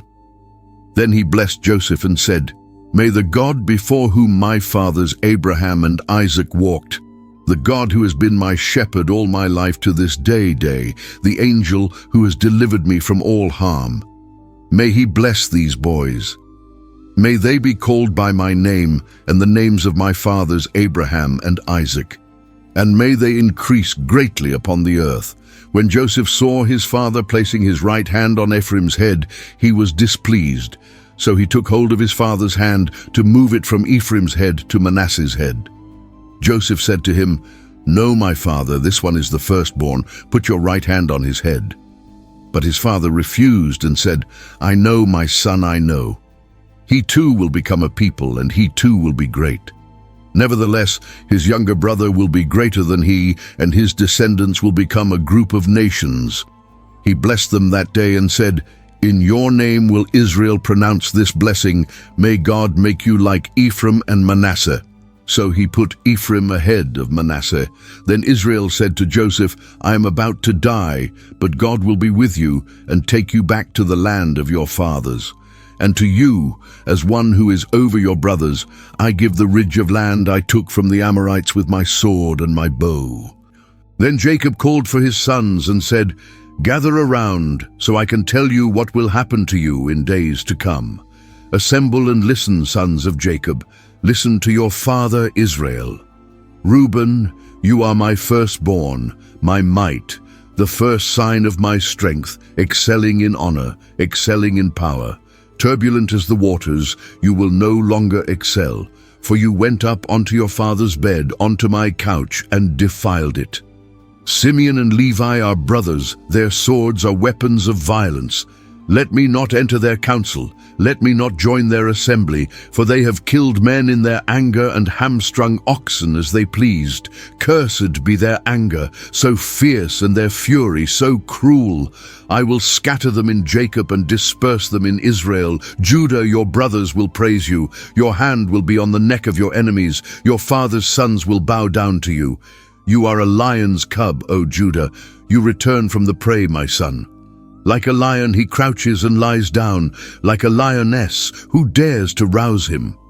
The scepter will not depart from Judah, nor the ruler's staff from between his feet, until he comes to whom it belongs, and the obedience of the nations is his. He will tether his donkey to a vine, his colt to the choicest branch. He will wash his garments in wine, his robes in the blood of grapes. His eyes will be darker than wine, his teeth whiter than milk. Zebulun will live by the seashore and become a haven for ships. His border will extend towards Sidon. Issachar is a raw-boned donkey lying down between two saddlebags. When he sees how good is his resting place and how pleasant is his land, he will bend his shoulder to the burden and submit to forced labor. Dan will provide justice for his people as one of the tribes of Israel. Dan will be a serpent by the roadside, a viper along the path that bites the horse's heels so that its rider tumbles backward. I look for your deliverance, O Lord. Gad will be attacked by a band of raiders, but he will attack them at their heels. Asher's food will be rich. He will provide delicacies fit for a king. Naphtali is a doe set free that bears beautiful fawns. Joseph is a fruitful vine near a spring, whose branches climb over a wall. With bitterness, archers attacked him. They shot at him with hostility. But his bow remained steady, his strong arms stayed limber, because of the hand of the mighty one of Jacob, because of the shepherd, the rock of Israel, because of your father's God, who helps you, because of the Almighty, who blesses you with blessings of the heavens above, blessings of the deep that lies below, blessings of the breast and womb. Your father's blessings are greater than the blessings of the ancient mountains, than the bounty of the age-old hills. Let all these rest on the head of Joseph, on the brow of the prince among his brothers. Benjamin is a ravenous wolf. In the morning he devours the prey, in the evening he divides the plunder. All these are the 12 tribes of Israel, and this is what their father said to them when he blessed them, giving each the blessing appropriate to him. Then he gave them these instructions: I am about to be gathered to my people. Bury me with my fathers in the cave in the field of Ephron the Hittite, the cave in the field of Machpelah, near Mamre in Canaan, which Abraham bought as a burial place, along with the field from Ephron the Hittite.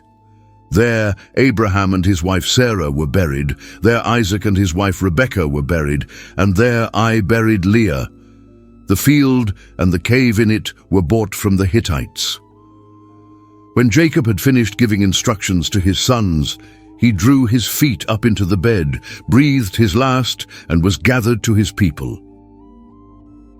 Joseph threw himself on his father and wept over him and kissed him.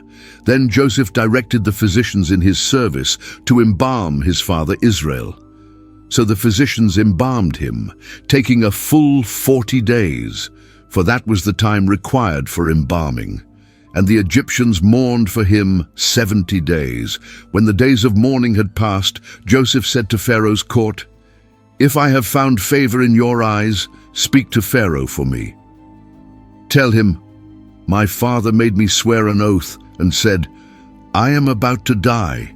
Bury me in the tomb I dug for myself in the land of Canaan. Now let me go up and bury my father, then I will return. Pharaoh said, Go up and bury your father, as he made you swear to do. So Joseph went up to bury his father. All Pharaoh's officials accompanied him, the dignitaries of his court and all the dignitaries of Egypt, besides all the members of Joseph's household and his brothers, and those belonging to his father's household. Only their children and their flocks and herds were left in Goshen.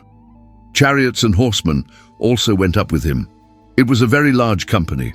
When they reached the threshing floor of Atad, near the Jordan, they lamented loudly and bitterly, and there Joseph observed a 7-day period of mourning for his father.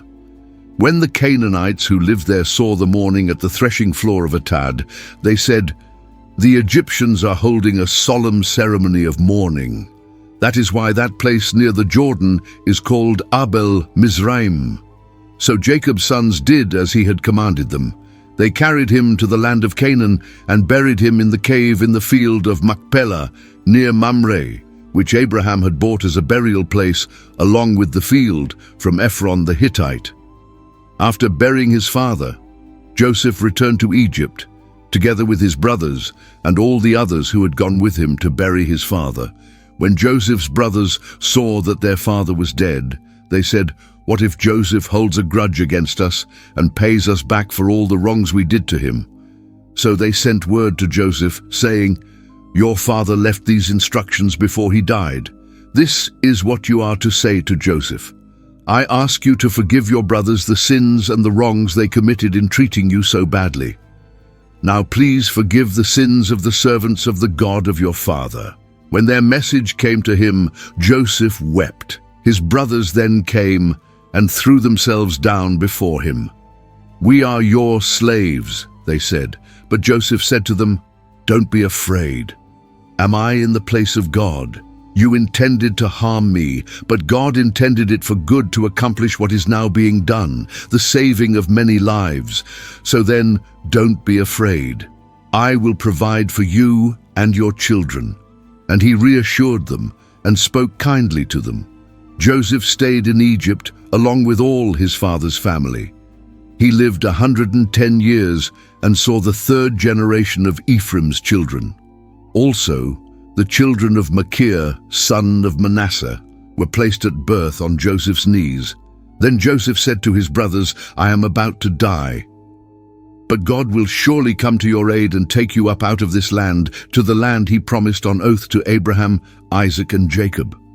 And Joseph made the Israelites swear an oath and said, "God will surely come to your aid, and then you must carry my bones up from this place." So Joseph died at the age of 110. And after they embalmed him, he was placed in a coffin in Egypt. From the breath that shaped the first man to the dreams that saved nations, Genesis isn't just the beginning of the Bible. It's the beginning of every story of faith, promise, and destiny. If this journey through Genesis has opened your eyes, don't stop here. Dive deeper, explore further, and let these ancient words shape your life today. Like this video, share it with someone who needs to hear these timeless truths, and subscribe for more powerful Bible journeys. The story doesn't end in Genesis, it begins here.